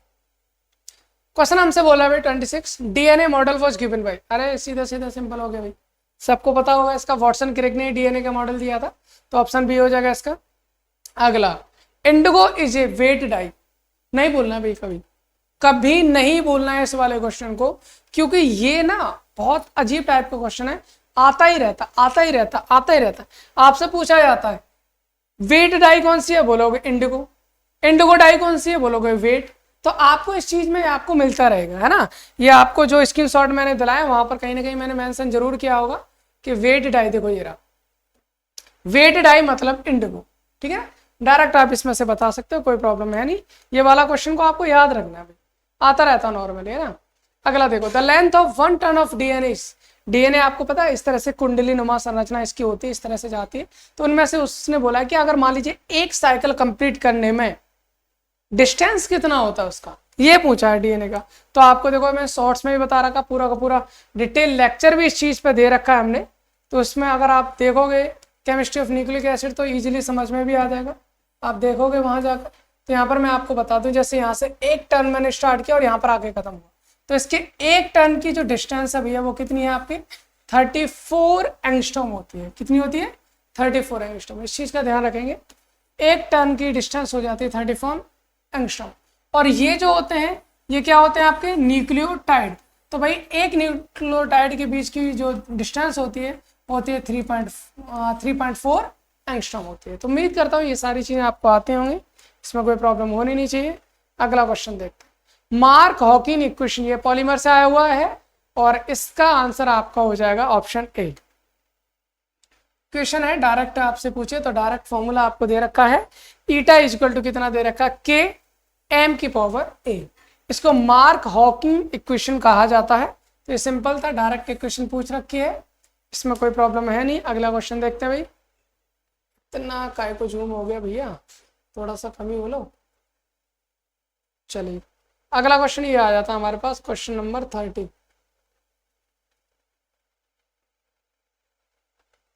ठीक है, क्वेश्चन नंबर 30 क्या कह रहा है क्वेश्चन नंबर 30 में, ऑर्लोन इज ए पॉलीमर ऑफ, ऑर्लोन जो होता है वो किसका पॉलीमर है, ऑर्लोन हमारा एक पॉलीमर होता है। अगर आपसे पूछा जाता है भैया ये किसका पॉलीमर है, आप सीधा सीधा इसमें से किसका नाम लेंगे, आप नाम लेंगे इसमें विनाइल साइनाइड का।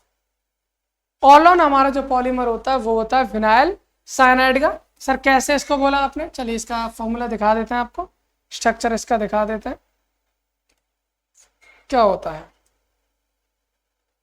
ऑर्लोन का स्ट्रक्चर ये देखिए भैया, CH2 डबल बॉन्ड CH और इससे लगा है CN, इसको हम विनाइल साइनाइड बोलते हैं। और जब विनाइल साइनाइड के बहुत सारे मॉलिक्यूल्स को आपस में जोड़ दिया जाता है, एक पॉलीमर बनता है जिसको हम बोल दिया जाता है ऑर्लोन, ठीक है ना। पॉलीविनाइल साइनाइड, पॉलीविनाइल साइनाइड इसको बोल दिया जाता है, इस चीज पे ध्यान रखिए, उसको हम ऑर्लोन कहते हैं। तो ये सिंपल सा क्वेश्चन था हमारा, डायरेक्ट ऑर्लोन जो है क्या हो जाएगा, option C is the right answer. आगे हम बात करते हैं hybridisation of N in N3P3Cl, इसमें मिसप्रिंट दिया भैया, इसको सही करेंगे आप, सॉरी इसको आप सही करेंगे यहाँ पर N3P3Cl6, ये आपको दे रखा है ट्राइफॉस्फेजिन है। इसमें से आपसे पूछा है कि इस स्ट्रक्चर में नाइट्रोजन पर हाइब्रिडाइजेशन क्या होगा। तो भाई इसमें नाइट्रोजन पर जो हाइब्रिडाइजेशन होता है वो होता है sp2 और फॉस्फोरस पे जो होता है वो sp3 होता है। दिखा देते हैं चलिए इसका स्ट्रक्चर भी, इसका स्ट्रक्चर भी आपको दिखा देते हैं क्या होता है। देखिए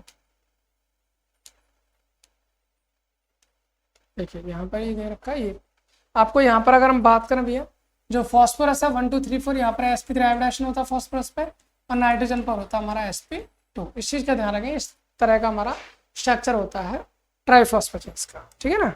तो यहाँ पर हमारा ऑप्शन हो जाएगा भैया sp2, यानी बी आंसर हो जाएगा।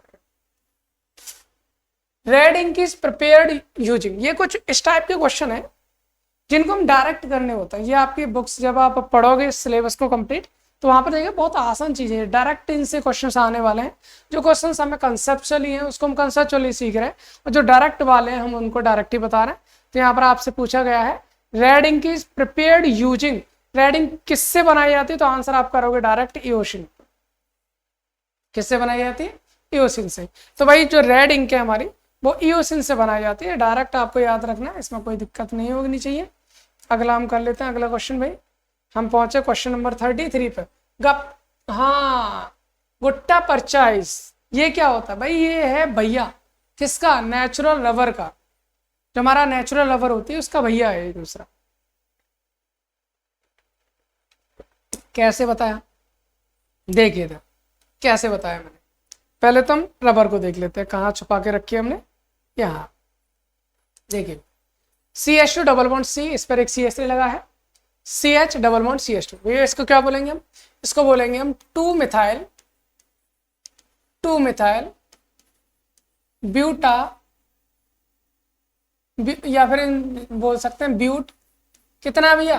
1 पे और 3 पे, 1 2 3 4, तो 1 पे 3 पे ब्यूट 1,3 डाई, यही है ना? बिल्कुल सही बात है, 2 मिथाइल ब्यूट 1,3 डाई ने। भाई इसको अगर हम आपस में मिलाते जाते हैं एक पॉलीमर बना देंगे, इस टाइप का पॉलीमर बन जाएगा। लेकिन यहाँ पर एक शर्त होती है कि ये जो पॉलीमर बनता है ये 2 फॉर्म में बनता है, या तो ये सिस फॉर्म में बनेगा या ये ट्रांस फॉर्म में बनेगा। यानी कि इधर जुड़ रहा है, इधर ही जुड़ता चला गया तो सिस हो गया, दोनों ग्रुप सेम साइड सिस हो गया, और दोनों ग्रुप डिफरेंट साइड पहुंच गए तो ट्रांस हो गया। भैया अगर ये सिस है ना तो इसको नेचुरल रबर कहते हैं, और अगर ये ट्रांस बना रहा है तो इसको बोलते हैं गुट्टा पर्चा। तो सीधा सीधा क्या हो जाएगा भैया? हम यहाँ से सीधा सीधा ये बोल सकते हैं गट्टा पर्चा क्या है भैया? Trans poly isoprene. क्या बोलेंगे इसको? ट्रांस पॉली आइसोप्रीन बोलते हैं। तो आंसर हो जाएगा सीधा सीधा ट्रांस वाला, इसमें कोई दिक्कत होगी नहीं। चलिए आगे बात करते हैं। Bakelite is a polymer of, अभी तो बताया था, कहा था ना। देखो यही क्वेश्चन इसने हमसे 2 बार पूछ लिया। अंतर इतना था, कितना था भैया अंतर? जैसे कि ये है क्या हमारे पास? स्टिक, मार्कर वाली स्टिक, ठीक है। अभी क्या है? अभी भी स्टिक है, बस उल्टा कर दिया और कुछ नहीं कहा। उसने क्या कहा? पहले हमसे पूछा था थर्मोसेटिंग पॉलीमर कौन सा, हमने कहा सर वैकेलाइट है। अब उसने पूछ लिया वैकेलाइट क्या है, हम बोलेंगे थर्मोसेटिंग प्लास्टिक है, खत्म। तो आंसर कौन सा हो जाएगा? ए हो जाएगा, इसमें कोई प्रॉब्लम है नहीं, आसान सा क्वेश्चन था। अगला क्वेश्चन देखिए, the coordination number of Na in NaCl crystal is. भाई NaCl क्रिस्टल में NaCl का कोऑर्डिनेशन नंबर कितना होगा? तो आंसर होता है 6। आप कहेंगे सर ये कोऑर्डिनेशन नंबर क्या होता है? भाई कोऑर्डिनेशन नंबर होता है पड़ोसी। मेरे पड़ोस में 2 लोग खड़े हैं, मैं कहूँगा मेरा कोऑर्डिनेशन नंबर 2 हो गया। मेरे पड़ोस में 3 आ गए, मैं कहूँगा कोऑर्डिनेशन नंबर 3 हो गया। मेरे 4 लोग खड़े हो गए, मेरा कोऑर्डिनेशन नंबर 4 हो गया। सर कोऑर्डिनेशन नंबर मतलब पड़ोसी। अगर मैं NaCl की बात करता हूँ तो भैया Na का पड़ोसी कौन होना चाहिए? Cl होना चाहिए। अब आपको सर एक ही बराबर कोऑर्डिनेशन 1 कर दो, 1 तो ऑप्शन में नहीं, भैया ऐसे नहीं होता है। ये सॉलिड स्टेट का फंडा ही अलग है। सॉलिड स्टेट का क्या फंडा है? सर जब सॉलिड स्टेट में देखने हैं ना तो हमको इनका क्रिस्टल स्ट्रक्चर देखना होता है, और क्रिस्टल स्ट्रक्चर देखते हैं तो वहां पर हमें पता चलता है एक्चुअल में इसके पड़ोसी कितने। देखिए मैं इसके एक्चुअल पड़ोसी दिखाऊं, चले इसके एक्चुअल पड़ोसी दिखाने की कोशिश करता हूँ आपको। यहाँ देखिए, यहाँ देखिए, आपको शायद इसमें नहीं दिख पा रहा होगा ना, देख पा रहा है? देख पा रहा है। चलो मैं इसको यहाँ से हटा देता हूँ, उसके बाद मैं आपको दिखाने की कोशिश करता हूँ। देखिए भैया ये जो आपको दिख रहा है ना ब्लू ब्लू बड़े डॉट दिख रहे होंगे, है ना, ये आपका Cl है। ये क्या आपका? Cl atom, Cl negative. बाकी जो बीच में जो दिख रहे हैं, ये अलग कलर से दिखाता हूँ थोड़ा सा ना, ये जो बीच में आपको दिख रहे हैं ना इस टाइप के, ये आपके Na+ दिख रहे हैं या नहीं दिख रहे? एक बार देखो, आई होप आपको व्हाइट व्हाइट नजर आ रहे होंगे ना। तो हमें ये देखना है कि इन जो आपका Na है, जैसे मान लीजिए ये Na है, इसके कितने पड़ोसी हैं Cl के। तो मैं यहाँ पर देखना चाहूँ ना भैया इसके पड़ोसी। देखो एक तो इधर आ गया, एक इधर आ, एक इस साइड जाने में मिलेगा, एक इस साइड जाने, एक ऊपर जाने में मिलेगा, एक नीचे जाने। कितने मिल रहे हैं भैया? 6 मिल रहे हैं ना। तो सीधा सीधा कोऑर्डिनेशन नंबर कितना हो गया? 6 हो गया, खत्म कहानी, बस हो गया, टाटा बाय बाय। तो यहाँ से क्या हो गया भैया? आंसर हमारा हो जाएगा 6। तो coordination number of Na in NaCl crystal is 6। हो गया आंसर सॉल्व। अगला करता है, an amorphous solid is. Amorphous solid, ये भी सॉलिड स्टेट से बहुत सारे क्वेश्चन आए हुए हैं। एमोर्फस सॉलिड कौन सा भाई? सीधे सीधे बात है, अगर हम सॉलिड्स को अगर क्लासिफाई करते हैं तो दो कैटेगरी में डिवाइड करते हैं। एक तो होता है क्रिस्टलाइन सॉलिड, दूसरा होता है एमोर्फस सॉलिड। भाई जिसमें क्रिस्टल्स बने होते हैं क्रिस्टलाइन सॉलिड होते हैं, जिनमें क्रिस्टल नहीं होते वो आपके क्या होता है, एक क्रिस्टलाइन यानी एमोर्फस सॉलिड। भाई मैं आपको बता दूं, जितने भी आपके आयनिक कंपाउंड्स होते हैं सारे के सारे क्रिस्टलाइन होते हैं। तो यहाँ पर अगर मैं बात करूं, आप NaCl को देख लो, आप NaCl को देखो, आप CF2 को देखो, आप CSCl को देखो, आयनिक है, ये सारे के सारे क्रिस्टलाइन है। तो एमोर्फस कौन बचा? इकलौता भैया ग्लास। जो आपका ग्लास है ये आपका एक एमोर्फस सॉलिड हुआ करता है। उम्मीद करते हैं ये बात भी आपको समझ में आ गई होगी, इसमें कोई प्रॉब्लम नहीं। चलिए अगला क्वेश्चन हम देखते हैं। क्वेश्चन हमारे पास है, Teflon and neoprene are the examples of. Teflon और नियोप्रिन ये किसके एग्जाम्पल हैं? ये मोनोमर है क्या? नहीं सर, टेफ्लॉन एक पॉलीमर है, नियोप्रिन एक पॉलीमर है। हमने शॉर्ट में डाला था इसको। वो बर्तन देखे ना आपके घर में कुछ इस टाइप के बर्तन होते हैं जो नॉन स्टिकी बर्तन इसको हम बोलते हैं, इजीली साफ होता है, ब्लैक कलर के आता है ना, काले काले रंग के कुछ ऐसे बर्तन होते हैं जो आसानी से साफ हो जाते हैं, जिनमें साबुन थोड़ा सा लगा धो दो आराम से साफ, घिसने की जरूरत ही नहीं होती। नॉन स्टिकी बर्तन उनको बोला जाता है। तो वो टेफ्लॉन के बने होते हैं। तो वो हमारा टेफ्लॉन क्या होता है? एक पॉलीमर होता है। नियोप्रिन वो भी हमारा पॉलीमर होता है। भैया पॉलीमर होता है तो ये मोनोमर तो हो नहीं सकते। उसने बोला हेमोपॉलीमर होता है या कंडेंसेशन पॉलीमर होता है या कोपॉलीमर होता है। भैया कोपॉलीमर में क्या होता है? कोपॉलीमर में एक से ज्यादा, एक मोनोमर यूनिट में एक से ज्यादा टाइप की यूनिट आपस में मिली होती है, एक अलग अलग टाइप की यूनिट मिली होती है, उसे हम कोपॉलीमर बोलते हैं। कंडेंसेशन पॉलीमर ये है कि एक पॉलीमर ये हो गया, दूसरा पॉलीमर ये हो गया, आपस में जब जोड़ते हैं तो कोई ना कोई स्मॉल मॉलिक्यूल यहाँ से निकल के चला जाता है, कंडेंसेशन पॉलीमर होता है। होमोपॉलीमर में क्या है? एक ही जैसी यूनिट बार बार जुड़ती चली जाए, वो आपके होमोपॉलीमर है। तो भैया ये आंसर इसका होमोपॉलीमर ही रहेगा। एक बार फिर भी आपको दिखा देते हैं इसके बारे में थोड़ा सा ना। चलिए इधर देखिए जरा, ये हम किधर पहुंच के भैया, ये रहा, यहाँ देखिए टेट्राफ्लोरोइथेन है, CF2 डबल बॉन्ड CF2। भाई जब इसके n मॉलिक्यूल हम ले लेंगे ना तो ये n टाइम्स ऑफ कैसे जुड़ जाएगा? CF2 single bond CF2। इसी तरह से आगे यूनिट जोड़ेंगे, पीछे भी जोड़ेंगे, इसका होल n कर देंगे। तो ये इसी को बोला जाता है टेफ। क्या है? होमोपॉलीमर है सर। इसकी बात करें तो क्या होगा भैया? यहाँ पर ये हो जाता है CH2 single bond C double bond CH single bond CH2, और यहाँ पर लगा होगा एक कौन हमारा Cl, आगे बॉन्ड पीछे बॉन्ड का होल n। जब n मॉलिक्यूल से ले, ये क्या है? आइसोप्रीन। बहुत सारे आइसोप्रीन मिलकर क्या बना लेंगे? नियोप्रीन। क्या बना लेते हैं? नियोप्रीन। तो हम क्या बोलेंगे भैया? हम ये बोल सकते हैं ये दोनों ही हमारे क्या होते हैं, ये दोनों ही हमारे क्या होते हैं, हम बोल सकते हैं आपके होमोपॉलीमर होते हैं। तो ऑप्शन इसका हो जाएगा हमारा होमोपॉलीमर। ठीक है, उम्मीद करते हैं ये वाला क्वेश्चन भी आपको समझ में आ गया होगा। अगले क्वेश्चन की ओर चलते हैं। Question number 38, which of the composition of Ziegler Natta catalyst. इसको डायरेक्ट आपको याद रखना भी है, भूलने वाला क्वेश्चन नहीं है। जिगलर-नाटा कैटलिस्ट मोस्टली अगर कहीं पर भी मान लीजिए पॉलीमर पढ़ाया जाता ना, वहां पर इसका नाम जरूर आता, जरूर आता भैया। क्या होता है ये हमारा? Et3Al, Et3Al plus TiCl4, TiCl4। देख लो अब कौन सा है। ऐसे ना लिखकर ऐसे भी दे सकता है, C2H5 को whole thrice Al plus TiCl4। देख लो भैया है कोई? या फिर ऐसे भी बोल सकता है, क्या बोल सकता है? CH3CH2 का whole thrice Al plus TiCl4। भैया इनका ना मतलब सेम ही है। CH3CH2 इथाइल ग्रुप होता है, C2H5 को इथाइल ही बोलता है, भाई ऐसे लिख लो। या फिर इथाइल को हम शॉर्ट में ET भी बोल देते हैं। तो उसने ना डायरेक्ट ET लिख दिया है, Et3Al TiCl4 इकलौता आंसर। एक मिनट, हाँ ठीक है, इसमें Ti दे रखा है देखो, और इसमें PT दे रखा है, मैं भी कंफ्यूज हो जाता हूँ। तो याद रखना टाइटेनियम आता है, Ti आता है। तो क्या है? Et3Al और TiCl4, ये आपका क्या होता है? हमारा जिगलर-नाटा कैटलिस्ट होता है। इस चीज को आप ध्यान रखेंगे, ठीक है ना। चलिए आगे क्वेश्चन करता हूं। Question number 39, bakelite is an, अरे बाप रे, देखो एक ही क्वेश्चन को मुझे लगता है इनको क्वेश्चन नहीं मिला कोई, तीसरी बार क्वेश्चन को लेके आया इसको। क्या लेके आया भाई? Bakelite is an example of, Bakelite हमारा एक एग्जाम्पल है, काय का भैया? फाइबर है, इलास्टोमर है, थर्मोसेटिंग है, थर्मोप्लास्टिक। मुझे लगता है आपको खुद करना चाहिए इसका, क्या करना चाहिए? थर्मोसेटिंग।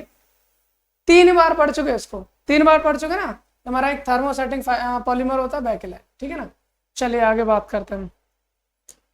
अगला क्वेश्चन, क्वेश्चन नंबर 40, बहुत ही प्यारा सा, बहुत ही बढ़िया सा क्वेश्चन दे रखा है। The empty space in BCC, BCC body centre cubic unit cell में कितना स्पेस आपका एम्प्टी होता है? भाई अगर हम इसकी पैकिंग इफिशियंसी देखें ना, अगर हम इसका पैकिंग फ्रैक्शन की बात करते हैं, कितना भरा होता है पैकिंग इफिशियंसी या पैकिंग फ्रैक्शन, तो भैया बीसीसी में ना 68% भाग भरा होता है एटम से। उसने हमसे क्या पूछा है? एम्प्टी स्पेस कितना खाली होगा। भैया क्या करना, परसेंटेज कितनी होती है? 100 होती है ना। तो सीधी सीधी बात है, जब टोटल परसेंट 100 होती है, 68 भरा हुआ, बचा कितना होगा? 32%। यही एम्प्टी हो गया। Answer D. आंसर कौन सा हो जाएगा? डी हो जाएगा। तो बहुत आसान क्वेश्चन था, इसमें कोई ज्यादा प्रॉब्लम थी नहीं, इजिली हम कर सकते हैं। चलिए अगला क्वेश्चन की बात करते हैं। अगला क्वेश्चन है क्या है भैया? बस अगला है द कोऑर्डिनेशन नंबर ऑफ एचसीपीज। देखो जैसे अभी अभी हमने NaCl के क्वेश्चन में देखा था ना, कोऑर्डिनेशन नंबर कितना था? 6। अब एचसीपी में याद रखिए कोऑर्डिनेशन नंबर आपका 12 होता है, ठीक है ना। 12 होता है HCP number, sorry coordination number HCP में। चलिए क्वेश्चन नंबर 42 पे आइए। Number of hydrogen bond between adenine and thymine. देखो अभी एक पहले आ चुका है क्वेश्चन, अगला क्वेश्चन फिर से आ गया हमारे पास। जैसे हमने बोला था भाई हमें हाइड्रोजन बॉन्ड अगर पता करना, हमने कहा आया था चला गया, 2 आया था 3 चला गया, यही तो था। अब इसने एडेनिन थाइमिन के बीच पूछा, एडेनिन थाइमिन कितने? 2 हो गए, सॉल्व, इजी क्वेश्चन। चलिए भाई और आइए आगे, हमको क्वेश्चन करना है अगला, question number 43। Which base is present in RNA. भाई कौन सा बेस आरएनए में प्रेजेंट होता है? बताएं आपको? बिल्कुल बता देते। भैया बहुत सिंपल सी कहानी है, हमारे पास 2 चीजें हैं, एक होता है डीएनए, एक होता है डीएनए अपने पास, और दूसरा हमारे पास हो जाता है भैया आरएनए। एक डीएनए, दूसरा है आरएनए। भैया 4 ही बेस पेयर इसमें पाए जाते हैं, 4 ही इसमें पाए जाते हैं। अंतर होता है पर थोड़ा सा, क्या अंतर होता है? डीएनए में पाया जाता है एडेनिन, डीएनए में पाया जाता है adenine, guanine, cytosine, thymine. RNA की बात करें तो एडेनिन, ग्वानिन, साइटोसिन, यूरेसिल। भैया एक ही अंतर होता है। क्या अंतर होता है? अगर हम बात करें तो डीएनए और आरएनए में, बस डीएनए में थाइमिन होता है तो इस थाइमिन की जगह आरएनए में कौन पाया जाता है? यूरेसिल। बाकी एडेनिन, ग्वानिन, साइटोसिन दोनों में पाया जाता है। इसलिए कहा which base is present in RNA. कौन सा आरएनए प्रेजेंट होगा? एडेनिन होगा, क्या होगा? थाइमिन होगा, नहीं होगा। साइटोसिन होगा, वो भी होगा। इसलिए मुझे ए और सी दोनों होंगे, एडेनिन और साइटोसिन, एडेनिन साइटोसिन दोनों होंगे। तो आंसर हो जाएगा आपका डी, आंसर हो जाएगा करेक्ट आंसर। आंसर डी हो जाएगा, बोथ ए एंड सी। तो उम्मीद करता हूं ये वाला क्वेश्चन इजी समझ में आ गया होगा आप लोगों को, कोई इसमें प्रॉब्लम होनी नहीं चाहिए। चलिए भैया अगले क्वेश्चन की ओर चलते हैं। अगला question, question number 44। Narcotic analgesic is. भाई नार्कोटिक ये कुछ इस तरह के ड्रग्स होते हैं, दवाइयाँ होते हैं, जिनको हम कंज्यूम करते हैं, हम इनको खाते हैं या यूज करते हैं, तो इनकी आदत हो जाती है हमारी बॉडी को। इनके बिना फिर बॉडी क्या है कि रह नहीं पाती, जब तक ये ना मिले तब तक हमारी बॉडी सर्वाइव नहीं कर पाती। कुछ ऐसी दवाइयाँ देखी होंगी आपने अपने घर पड़ोस में या पर बाहर देखे होंगे, कुछ लोग ऐसे होते हैं कि उनको वो दवाइयाँ जो खा रहे हैं उनको खानी ही पड़ती हैं, है ना। अगर वो ना खाएं उनकी बॉडी वर्क करना बंद कर देती है, उनकी तबीयत खराब हो जाती है, चीज़ों को सर्वाइव नहीं कर पाते हैं। तो उन दवाइयों को हम बोलते हैं भैया नार्कोटिक ड्रग्स या नार्कोटिक एनाल्जेसिक। तो इनमें से ऐसा कौन सा होता है? तो भाई ये जो कोडिन होता है ना, कोडिन, ये आपका नार्कोटिक एनाल्जेसिक होता है। इसके साथ 1-2 नाम और मैं बता देता हूँ, हो सकता है कि अगली बार आपको इस टाइप के नाम पूछ लिया जाए। तो देखिए मैं आपको कुछ इस टाइप के नाम बता देता हूँ कौन कौन से होते हैं, ठीक है ना। तो मैंने यहाँ पर लिख रखा है इस चीज़ के बारे में। ये देखिए मॉर्फिन है, हीरोइन है या कोडेन है। ये आपके जैसे क्या ना, हीरोइन आपने देखा होगा, गांजा हीरोइन, इसका नाम सुना होगा ये, और जानते भी होंगे इनकी अगर एक बार लत लग जाती तो लत छूटना मुश्किल हो जाती है। तो वही चीज़ है, नार्कोटिक ड्रग्स होते हैं हमारे, मॉर्फिन हो या हीरोइन हो या कोडेन हो, तो ये सब आपके नार्कोटिक्स होते हैं। इस चीज़ के बारे में आपको ध्यान रखना चाहिए, ठीक है ना। तो ये इजी है, कोई दिक्कत नहीं है। फिर से अपना अगला क्वेश्चन आ गया, DNA does not contain, DNA में क्या नहीं होता, एडेनिन होता है, अभी देखा था, ग्वानिन होता, वो भी होता, साइटोसिन होता, लेकिन बस थायमिन नहीं होता, क्योंकि थायमिन की जगह कौन होता है, यूरेसिल पाया जाता हमारा आरएनए में। तो ये भी सिंपल क्वेश्चन था, इसमें कोई प्रॉब्लम है नहीं।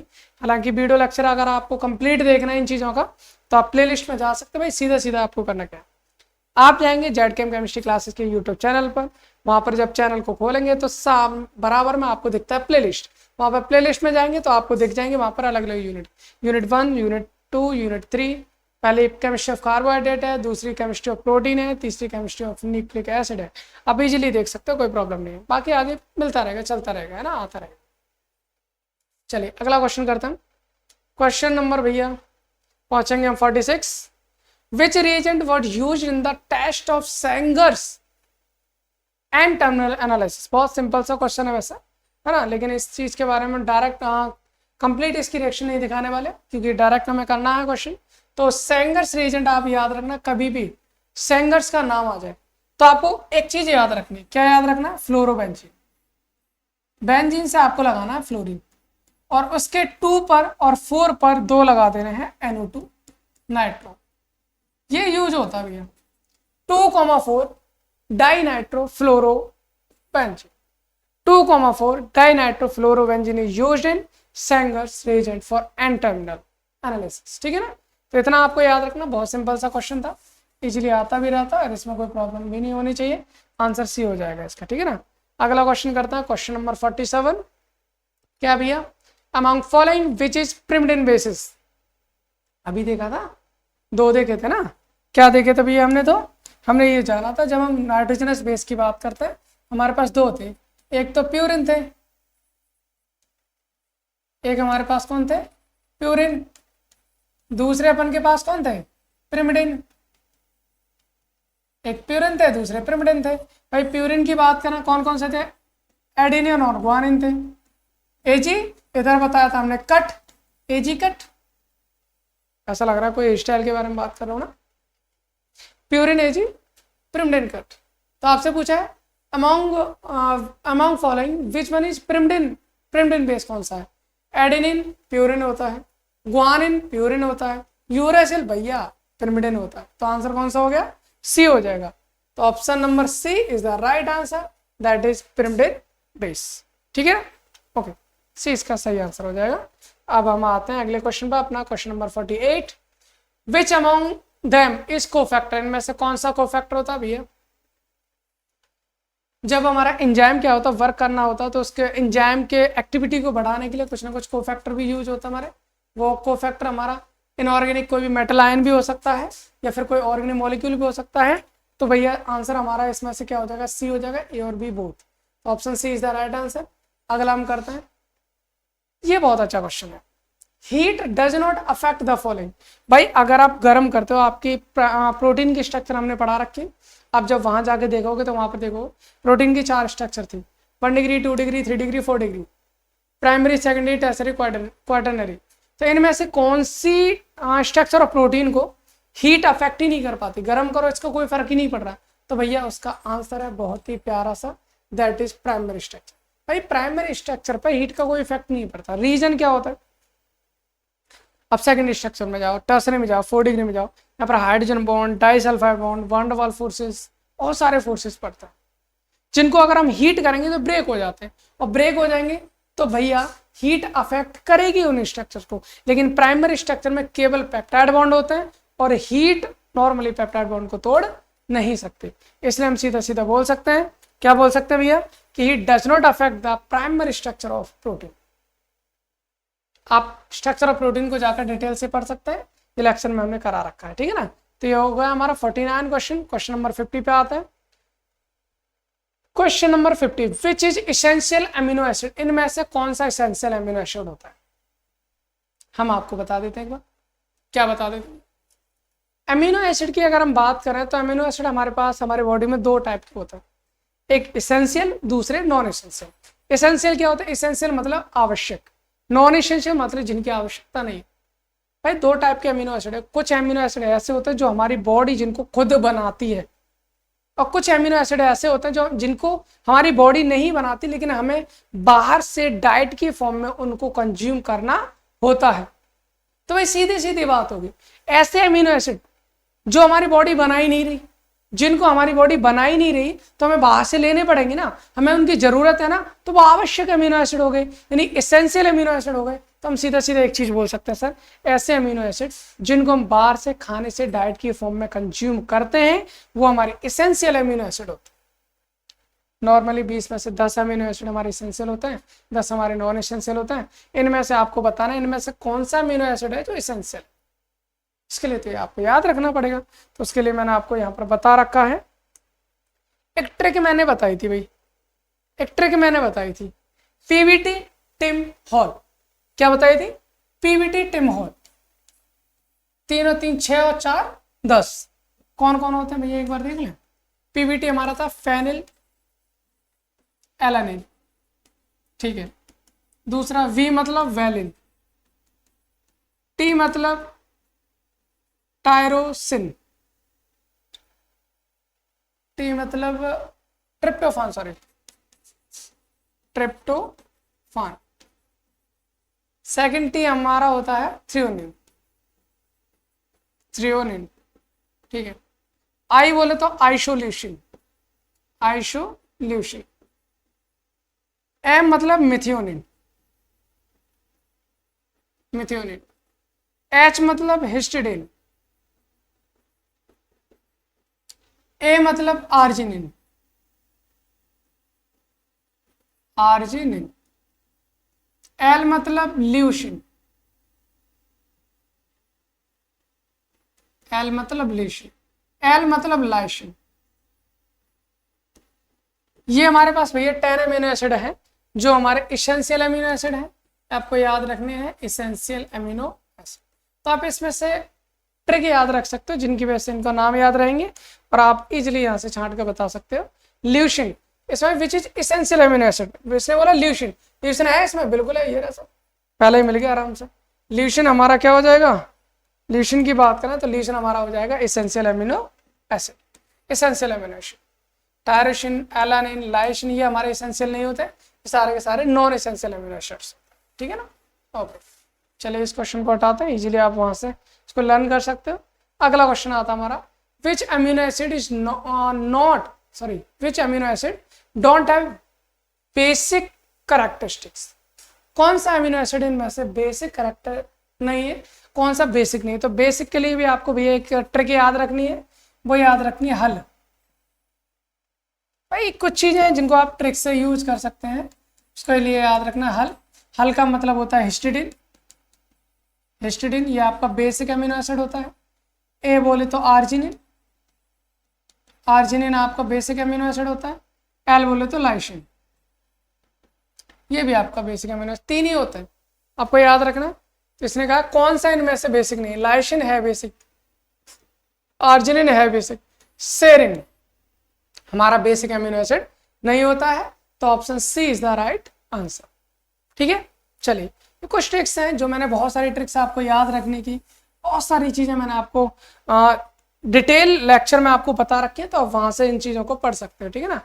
काफी सारी इसमें मैंने ट्रिक्स को यूज किया है आपके लिए, क्योंकि आपको पता है किसी का ऑब्जेक्टिव क्वेश्चन पेपर आ रहा है तो किसी का थ्योरेटिकल आ रहा है, हर जगह से आप उसको आपके लिए हेल्पफुल रहेगा वो ना।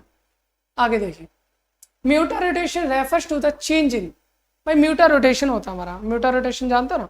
म्यूटा रोटेशन क्या होता है कि जब किसी भी, मान लीजिए ग्लूकोज है, ग्लूकोज क्या है, अल्फा फॉर्म भी होती है, बीटा फॉर्म भी होती है, या फिर हम बोल सकते हैं उसमें क्या होता है, वो आपका क्लॉकवाइज डायरेक्शन में घुमाता है, एंटी क्लॉकवाइज डायरेक्शन में भी घुमा रहा है।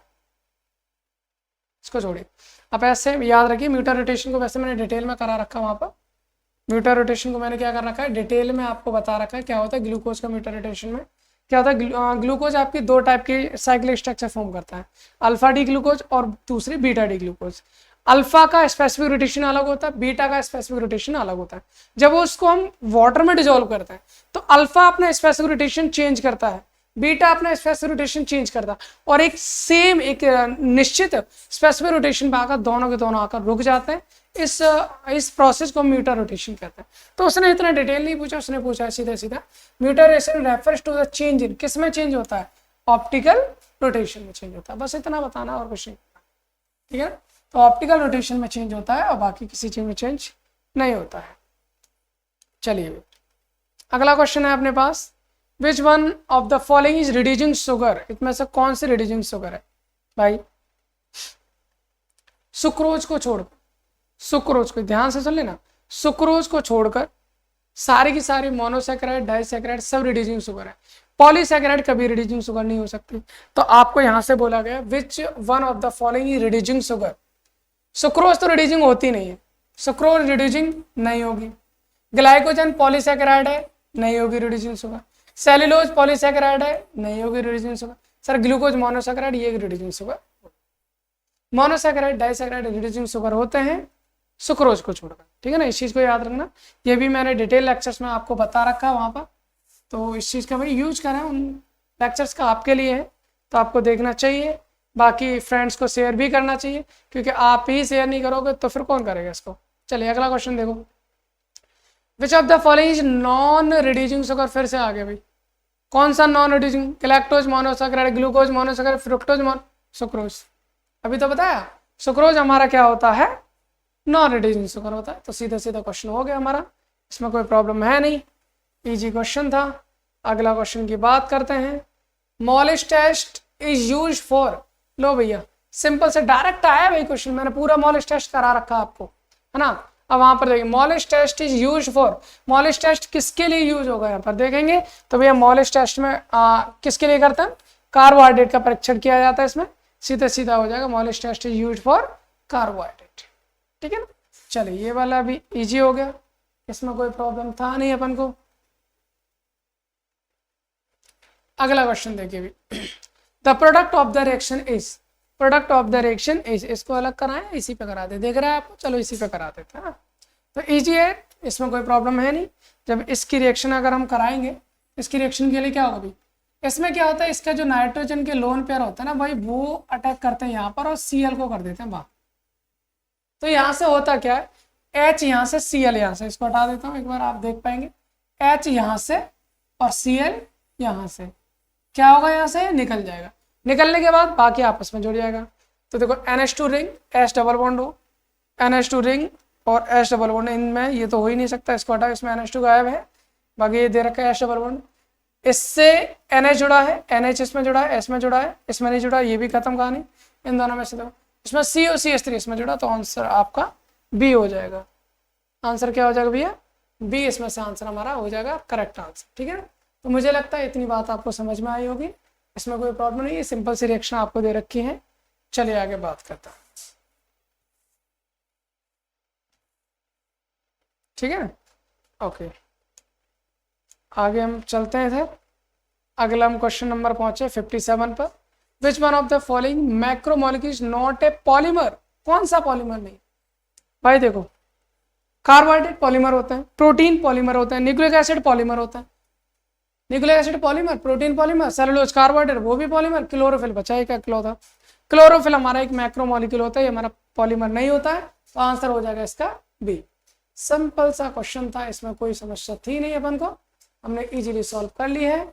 अगले क्वेश्चन पर पहुंच जाते हैं हम, receptor binds to, receptor bind होते हैं, लिगेंड से बाइंड होते हैं भैया, कौन से लिगेंड से, एक्सोजीनियस या एंडोजीनियस, दोनों से होते हैं। ऑप्शन सी हो जाएगा इसका correct answer, A and B both. अगला भाई, एमॉर्फस सब्सटेंस इज, बताया था एमॉर्फस क्या होता है, क्रिस्टलाइन, जिसमें क्रिस्टल्स नहीं बनते वो एमॉर्फस। पर एमॉर्फस की एक प्रॉपर्टी होती है भाई, अब किसी भी डायरेक्शन में चले जाओ, उन हर एक डायरेक्शन में सभी एमॉर्फस की हर डायरेक्शन में सारी प्रॉपर्टी एक जैसी होती है, कोई अंतर नहीं होता। मैग्नेटिक प्रॉपर्टी ले लो, इलेक्ट्रिक प्रॉपर्टी ले लो, किसी भी डायरेक्शन में क्या होती है, सेम होती है, सेम होती है, उनको हम एमॉर्फस बोलते हैं भाई। अगर सेम को ही बोला जाता है, क्या बोला जाता है, आइसोट्रोपी। तो एमॉर्फस एमोर्फस सॉलिड जो होते हैं वो आइसोट्रोपिक होते हैं, और क्रिस्टलाइन सॉलिड जो होते हैं वो होते हैं हमारे पास कौन से, एनाइसोट्रोपिक। तो आंसर हो जाएगा इसका ए, यानी कि आइसोट्रोपिक इफेक्ट बोल सकते हैं, या फिर उसको हम बोल सकते हैं आइसोट्रोपिक होते हैं हमारे को एमोर्फस सॉलिड। चलो इजी था ये हमारा, इसमें कोई प्रॉब्लम नहीं, क्योंकि जब बेसिक्स हम सॉलिड स्टेट पढ़ना स्टार्ट करते हैं तो शुरुआती पॉइंट हम इनको पढ़ते हैं ना। अगला भैया question number 60, the 5 element present in the most natural occurring proteins are. भाई प्रोटीन में कौन कौन से पाया जाता है, कार्बोहाइड्रेट में पाए जाते हैं कार्बन हाइड्रोजन ऑक्सीजन।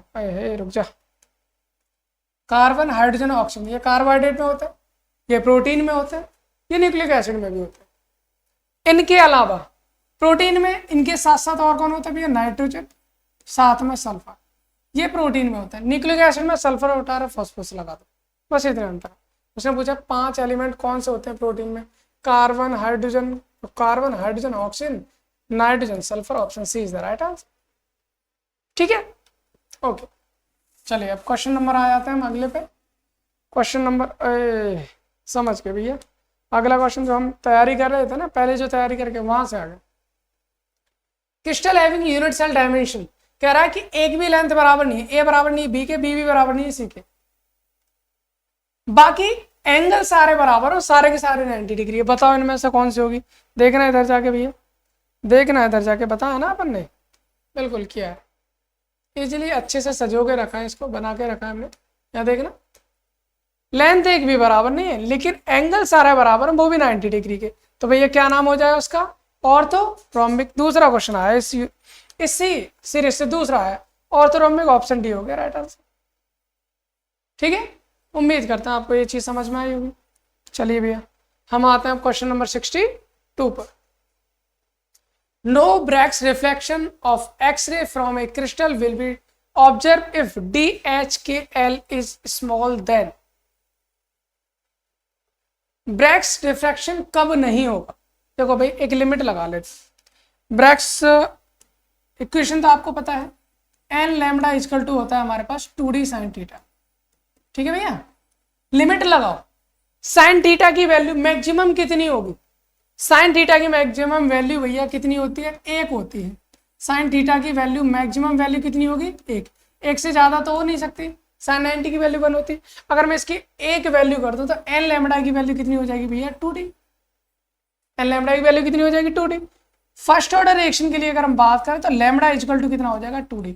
मतलब लैम्डा की वैल्यू मैक्सिमम 2D के बराबर हो सकती है, 2D से आपकी बड़ी कभी नहीं हो सकती। लेकिन हाँ 2D इसका मतलब यहां से हम एक चीज निकाल सकते हैं, लैम्डा जो है हमारा या तो 2D से क्या होगा, 2D से बराबर होगा या फिर इससे कम होगा, यानी कि less than equal to 2D। ये आपके हमारे इक्वेशन रहती है। लैम्डा की जो वैल्यू है वो क्या रहेगी आपकी, 2D या 2D से छोटी रहेगी, इससे बड़ी नहीं होगी। तो इसने हमसे बोला है नो ब्रैक्स डिफ्रैक्शन, अगर इससे बड़ी होती तो हमारा डिफ्रैक्शन नहीं होगा, 2D से बड़ा होता था ना। नो ब्रैक्स रिफ्लेक्शन DH के स्मॉल देन, यानी D हमारा यहाँ पर कम होगा किससे, लैम्डा से। दूसरा आया है D हमारा कम होगा किससे, λ/2 से, तो यहाँ से लैम्डा बड़ा हो जाएगा हमारा किससे, 2D से। लैम्डा बड़ा होगा हमारा 2D से, तो यही आंसर से हो जाएगा बी हमारा। बाकी इसमें 3D से बड़ा हो जाएगा, इसमें 4D से। इस क्वेश्चन में थोड़ा सा गलती लग रही है, शायद हो सकता है ये मिसप्रिंट आपको दिया है, लेकिन एक चीज याद रखना, जब भी ये आता है कि नो ब्रैक्स डिफ्रैक्शन, तो यहाँ पर एक चीज याद रखनी है, आपका कहीं ना कहीं लैम्डा इज ग्रेटर देन आपको दे रखा होगा 2D से, वही आपका आंसर रहेगा। लैम्डा आपका 2D से कभी भी बड़ा नहीं हो सकता, अगर बड़ा होता है तो उस केस में आपका ब्रैक्स डिफ्रैक्शन नहीं होगा, इस चीज को याद रखना है। ठीक है ना, चलिए आगे करते हैं हम अगला क्वेश्चन, क्वेश्चन नंबर 63।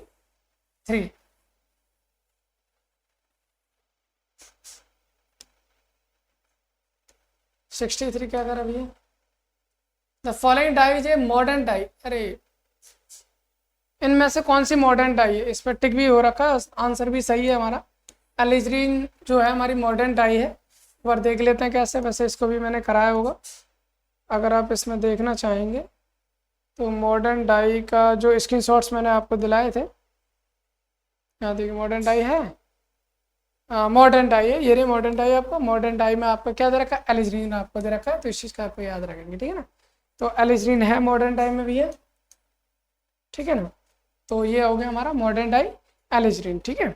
चलिए आगे बात करते हैं। तो आंसर हमारा हो गया एलिजरीन। अगला क्वेश्चन करते हैं।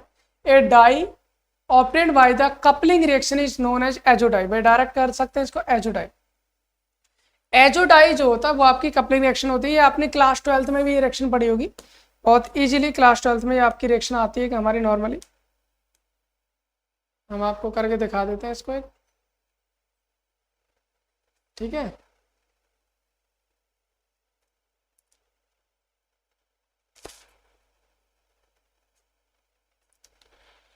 हाँ जी, यहाँ पर ये देखो जैसे रिएक्शन है, ये बेंजीन डाइऑक्सिनियम सॉल्ट से, जैसे क्लास 12th में होता है एमीन वाला जो चैप्टर आता है, उसमें हमारी ये रिएक्शन दे रखी होती है। ये हमारा बेंजीन डाइऑक्सिनियम क्लोराइड है, इसकी रिएक्शन अगर मान लीजिए हम करा रहे हैं किससे, फिनॉल से, तो फिनॉल के ऑर्थो पोजीशन से, सॉरी पैरा पोजीशन से एक H और एक इस तरह से Cl यहाँ से निकल जाता है HCl, और ये दोनों जो रिंग है ये आपस में कुछ इस तरह से जुड़ जाती है, N डबल बॉन्ड N, और ये आपस में ये वाली रिंग भी जुड़ जाती है, और ये आपका यहाँ पे लग जाता है OH। इसका नाम होता है orange dye, it's a orange dye. Orange dye हमारी बन जाती है। तो इस रिएक्शन को हम कपलिंग रिएक्शन बोलते हैं, इसको हम बोलते हैं कपलिंग रिएक्शन। तो कपलिंग रिएक्शन जो होती है वो किसमें होती है, एजो में होती है। तो यहां से हम सीधा सीधा आंसर बोल सकते हैं एजो डाई, ठीक है ना। ओके, अगले क्वेश्चन पाइए भैया, क्वेश्चन नंबर 65 क्या दे रखा है। ओके, देखिए क्या दे रखा है। Glucose when heated with CH3OH in presence of dry HCl gas with alpha and beta methyl glucoside because it contain। Direct answer अभी है इसका, मैं आपको बता दूं, एक रिंग स्ट्रक्चर। जब भी हम ग्लूकोज की, जैसे हमने बहुत सारी रिएक्शंस करवाई होंगी ग्लूकोज की, तो वहां पर आप देखोगे सारी की सारी ग्लूकोज की रिएक्शन मैंने ओपन चेन स्ट्रक्चर से करवा रखी है। उसमें एक इकलौती वो रिएक्शन है जिसमें मैंने एक साइक्लिक स्ट्रक्चर से करा रखी है। तो ये वही वाली रिएक्शन आ गई जो हमने किससे करा रखी है, वो मिथाइल एल्कोहल यानी CH3OH के साथ जो रिएक्शन करवा रखी है, ठीक है ना। किससे करवा रखी है, वो CH3OH, और इसने वही पूछ लिया। तो इस रिएक्शन को मैं इधर भी बता सकता हूँ आपको। चलिए एक बार कोशिश करते हैं इधर बताने की। यहाँ पर है ऐसे, ये हमारे पास ग्लूकोज है, ये हमारी C1 कार्बन है। C1 कार्बन क्या होता है, H इसका मान लीजिए, OH इसका, H2 निकल जाएगा, और H2 निकल जाएगा तो यहां से क्या बन जाएगा आपका, यहां से बन जाता है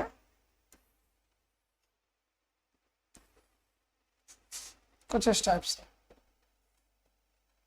H यहां से हट जाएगा, H हट जाएगा तो यहां से क्या लग जाएगा, ये लग जाएगा हमारा OH, यहां से निकलेगा, यहां से CH3 लग जाएगा, बस खत्म बात। बस ये रिएक्शन, और ये रिएक्शन होती किसकी वजह से, ये रिएक्शन केवल इसलिए होती है क्योंकि ये स्ट्रक्चर जो होता है वो क्या होता है, हमारा साइक्लिक होता है। तो एक रिंग स्ट्रक्चर होता है, इस वजह से रिएक्शन होती है। तो 65 का सीधा सीधा क्वेश्चन था। और question, an example of water soluble dyes. Water soluble, acid dye water soluble होती है, basic dye water soluble, reactive basic है। Example of water soluble, water soluble तो एसिड भी है, बेसिक भी है, रिएक्टिव भी है, वेट डाई नहीं है। बस लगता है उल्टा क्वेश्चन पूछ लिया है इसने हमसे। मैंने आपको पहले ये वाला क्वेश्चन करवाया था, यहाँ पर देख लीजिए, इन्हें होगा ये इनसॉल्युबल पूछा होगा हमसे। तो इनसॉल्युबल हमारी कौन सी होगी, वेट डाई होगी, बाकी सारी हमारी सॉल्युबल डाई होती है, ठीक है ना, वाटर सॉल्युबल होती है। चलिए अगले क्वेश्चन पे आता हूँ, question number 67। The fraction of the total volume occupied by the atoms present in the simple cube is, simple cubic unit cell में। तो भैया आपको बताया होगा SCC, क्या बताया होगा, सिंपल क्यूबिक यूनिट सेल में होता है 52.3%, बिल्कुल सही बात है। FCC की हम बात करें तो वहां पर 74% होता है कई फ्रैक्शन। BCC की बात करें तो वहां पर आपका 68% होता है। आपसे क्या पूछा है, क्या पूछा भैया, फ्रैक्शन वॉल्यूम किसका पूछा है, सिंपल क्यूब का। सिंपल क्यूब मतलब SCC का पूछा है। कितना होता है 52.6। तो आप इसमें देख लो किसका आंसर सही आ रहा है। पहले वाले के देख लो, पाई बाई 6 दे रखा, पाई की वैल्यू होती है 3.14 डिवाइड बाई 6। जब आप सॉल्व करोगे इसका कितना आ जाएगा 0 पॉइंट, ये हो जाएगा 523, इतना ही आ रहा है। अगर इसको 100 से मल्टीप्लाई कर दोगे 52.3 आ गया। तो अपने को तो इतना ही चाहिए था भैया परसेंट में, 52.3 एससीसी में, तो अब पहले ही ऑप्शन हो गया 6। इस तरह से आप सॉल्व कर सकते हैं सीधे सीधे। एससीसी, एफसीसी, बीसीसी की वैल्यू याद रखो, तुरंत सॉल्व कर लो, आंसर जो सही बैठ रहा है उसको डायरेक्ट याद करने की जरूरत नहीं, इजीली सॉल्व कर सकते हो, ठीक है ना। तो ये हो गया हमारा सिंपल क्वेश्चन, आंसर हो जाएगा अपन का कौन सा, ए, ठीक है। Okay, now come to the question number 68। और क्वेश्चन नंबर 68 हमसे क्या कह रहा है, ओके बहुत अच्छा क्वेश्चन है। An isoelectric point the amino acid molecule will move towards, कहाँ जाता है, कैथोड बोलेंगे नहीं, एनोड बोलेंगे नहीं, ए बी बोथ बोलेंगे नहीं, नन ऑफ दिस। भाई हमने बोला था आइसोइलेक्ट्रिक पॉइंट एक ऐसा पॉइंट होता है, एक ऐसा पीएच होता है जिस पर एमिनो एसिड ना तो कैथोड की ओर जाता है ना ही एनोड की ओर जाता है, यानी नेट चार्ज आपका हो जाता है 0, उसको हम बोलते हैं आइसोइलेक्ट्रिक पॉइंट। और डिटेल में पढ़ा है भाई इस चीज को हमने, वहां पर आपको देखना चाहिए वो सारे के सारे लेक्चर्स, है ना। अगर आपके पास टाइम है तो आप देख सकते हो, और टाइम नहीं है तो भाई इस लेक्चर को तो कंप्लीट करके जाना ही जाना है, क्योंकि बहुत इंपॉर्टेंट चीजें हम इसमें पढ़ने वाले हैं। कुछ क्वेश्चन रिपीटेड भी होता है, कुछ रिपीटेड नहीं होते हैं, तो कंसेप्ट रिपीटेड होते हैं, आना ही वही है, ठीक है ना। चलिए इधर देखिए, अगला क्वेश्चन होता है हमारा 69। Allergy in body is caused by the production of, direct याद रखना भाई, हमारी बॉडी में एलर्जी जो होती है वो एलर्जी किसकी वजह से होती है, हिस्टामिन की वजह से। हमारे बॉडी में जितना ज्यादा हिस्टामिन ज्यादा प्रोड्यूस होगा हमारी बॉडी में एलर्जी होने लग जाएगी ना। तो वो यही हमारा बी होता हमारा, ठीक है ना। इसका आंसर हमारा हो जाएगा इजीली, इसमें कोई दिक्कत नहीं थी। क्वेश्चन नंबर 70 पे आइए, विच of the following is not a chromophore. Chromophore और एक होता है ऑक्सोक्रोम। सर किसी भी मॉलिक्यूल के अंदर जो कलर उत्पन्न करता है, किसी कलर के लिए उत्तरदायी जो होता है उसे हम क्रोमोफोर कहते हैं। कोई भी ऐसा मॉलिक्यूल जो किसी भी चीज के अंदर कलर के लिए उत्तरदायी होता है, कलर के लिए रेस्पॉन्सिबल होता है, दैट इज क्रोमोफोर। और जो कलर के लिए उत्तरदायी नहीं होता लेकिन कलर की इंटेंसिटी को बढ़ा देता है वो ऑक्सोक्रोम होता है। याद रखना, कभी भी एक चीज याद रखो, अगर आपको मान लीजिए क्रोमोफोर देखना है, आप डबल बॉन्ड देख लो कहीं ना कहीं, अगर कहीं ना कहीं डबल बॉन्ड आपको मिलेगा ही मिलेगा क्रोमोफोर में, ऑक्सोक्रोम में कभी डबल बॉन्ड नहीं मिलेगा, ऑलवेज सिंगल बॉन्ड मिलेंगे। तो देखो एन डबल बॉन्ड, इधर डबल बॉन्ड मिल जाएगा, NO2 में भी डबल बॉन्ड होगा, NO में भी डबल बॉन्ड, NH2 में डबल बॉन्ड नहीं होगा। तो आपसे कहा जाए कि विच of the following is not a chromophore, answer हो जाएगा बी। बी हमारा क्रोमोफोर नहीं है, बाकी हमारे क्रोमोफोर है, इजीली सॉल्व कर पाएंगे आप, है ना। बाकी इसको डिटेल में लेक्चर्स देख सकते हो। चलिए आगे हम क्वेश्चन करते हैं। कौन सा क्वेश्चन भी अगला क्वेश्चन है, for a coloured compound to act as a dye. कोई भी कलर कंपाउंड डाई की तरह एक्ट करेगा, कब, जब उसके पास कलर होगा और कलर भी अच्छा खासा होगा। तो हमने दो चीज बताई, कलर के लिए उत्तरदायी होते हैं क्रोमोफोर, लेकिन कलर की इंटेंसिटी को बढ़ाता है ऑक्सोक्रोम। तो हम यहाँ से बोल सकते हैं भैया क्रोमोफोर और ऑक्सोक्रोम दोनों ही होते हैं। ऑप्शन सी हो जाएगा इसका आंसर हमारा क्वेश्चन नंबर 71 का। चलिए भाई क्वेश्चन नंबर अगले पे आ जाते हैं, दैट इज क्वेश्चन नंबर 72। क्या क्वेश्चन है भाई, वल्केनाइजेशन मेक्स द रबर। नाम सुना है रबर का, वल्केनाइजेशन करना, सल्फर मिलाते हैं, हीट करते हैं, उसके साथ क्या होता है भैया, रबर बहुत अच्छी हो जाती है। सर रबर बहुत अच्छी होने का मतलब क्या, इसमें इलास्टिक नेचर बढ़ जाता है, बहुत अच्छा हो जाता है। तो आंसर इसका हो जाएगा मोर फ्लेक्सिबल। भाई जैसे जैसे वल्केनाइजेशन करोगे रबर आपकी मोर फ्लेक्सिबल हो जाएगी। बहुत सिंपल सा क्वेश्चन था, कुछ ज्यादा इसमें देखनी थी नहीं चीजें। Natural rubber is a polymer, अभी अभी तो देखा, देखो इसने हमसे कहा भैया कि जो हमारे पास नेचुरल रबर थी वो किसका पॉलीमर है, ये रही नेचुरल रबर।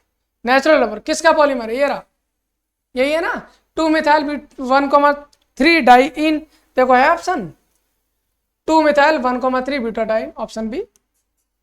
ऑप्शन बी अपने पास हो गया, ऑप्शन बी अपने पास हो गया।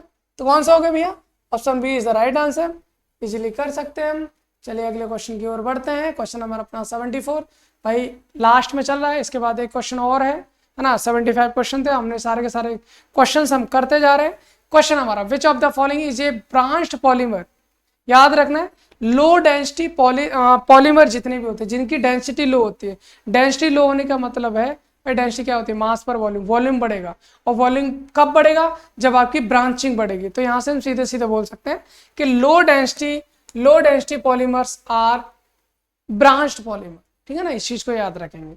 अगला और हमारा इस सेशन का लास्ट, मतलब हम बोल सकते हैं सेशन नहीं, इस लेक्चर का यानी कि इस पूरे के पूरे क्वेश्चन सॉल्विंग सेशन का ही हमारा लास्ट क्वेश्चन है। वो क्या हमारा, light scattering method is use to determine. हमारे पास एक लैब में लाइट स्कैटरिंग मेथड होता है, ये भी हमारा पॉलीमर से क्वेश्चन आया हुआ है। तो वो किस चीज को डिटरमाइन करता है, हम इसमें बहुत ही प्यार से अच्छे से आंसर बोल सकते हैं भैया, वो है हमारा weight average molar mass. Weight average molar mass को यूज पता करने के लिए हम लाइट स्कैटरिंग मेथड का यूज करते हैं। उम्मीद करता हूँ इतनी सारी चीजें आपको समझ में आई होंगी। और भैया इसके साथ आप इतनी देर तक हमारे साथ इस बड़े से लेक्चर में बने रहे, उसके लिए बहुत बहुत धन्यवाद आपका। और साथ ही भैया बस एक काम और कर देना, एक काम और कर देना, और वो काम ये है कि आप अपने सभी के सभी फ्रेंड्स को इसको भाई शेयर जरूर कर देना ना, आप इसको शेयर जरूर कर। Thank you for watching this amazing lecture. भाई ये क्या है कि हमने बहुत ही मेहनत से इसको बनाने की कोशिश की है, आप तक सारे के सारे क्वेश्चन सॉल्व करने की कोशिश की है। अभी और भी क्वेश्चन जो भी मेरे को मिलेंगे मैं आप तक पहुंचाता रहूँगा, हर सेमेस्टर में आपको मिलता रहूँगा, अच्छी नॉलेज आप तक पहुंचाता रहूँगा, शॉर्ट्स के थ्रू भी, लॉन्ग वीडियोज़ के थ्रू भी, आपके सिलेबस के अकॉर्डिंग सारी चीज़ें आप तक पहुँचाता रहूँगा। तो उम्मीद करता हूँ जो आने वाले एग्जाम के लिए आप अच्छे से प्रिपेयर करना, ये वाला लेक्चर देखना ना भूलना, ठीक है ना। ये वाला लेक्चर आपको देख के ही जाना, क्योंकि देख के जाओगे तो बहुत सारी चीज़ों में आपको हेल्प मिलने वाली है। कंसेप्चुअली हमने चीज़ों को सीखा है, समझा है, उनको सॉल्व भी किया है, और कुछ चीज़ों को जो मैंने स्क्रीनशॉट्स के लिए बोला उसको आप स्क्रीनशॉट लेके रखना, ताकि क्वेश्चन आते आप डायरेक्ट उसको टिक कर सकते हैं। हम बस एक चीज़ चाहते हैं कि आप बस इस लेक्चर को शेयर कर दें जिसको भी ज़रूरत है उसके लिए, ठीक है ना। बस इतनी उम्मीद करते हैं। थैंक्स फॉर वॉचिंग, फिर मिलते हैं अगले लेक्चर में आपके साथ।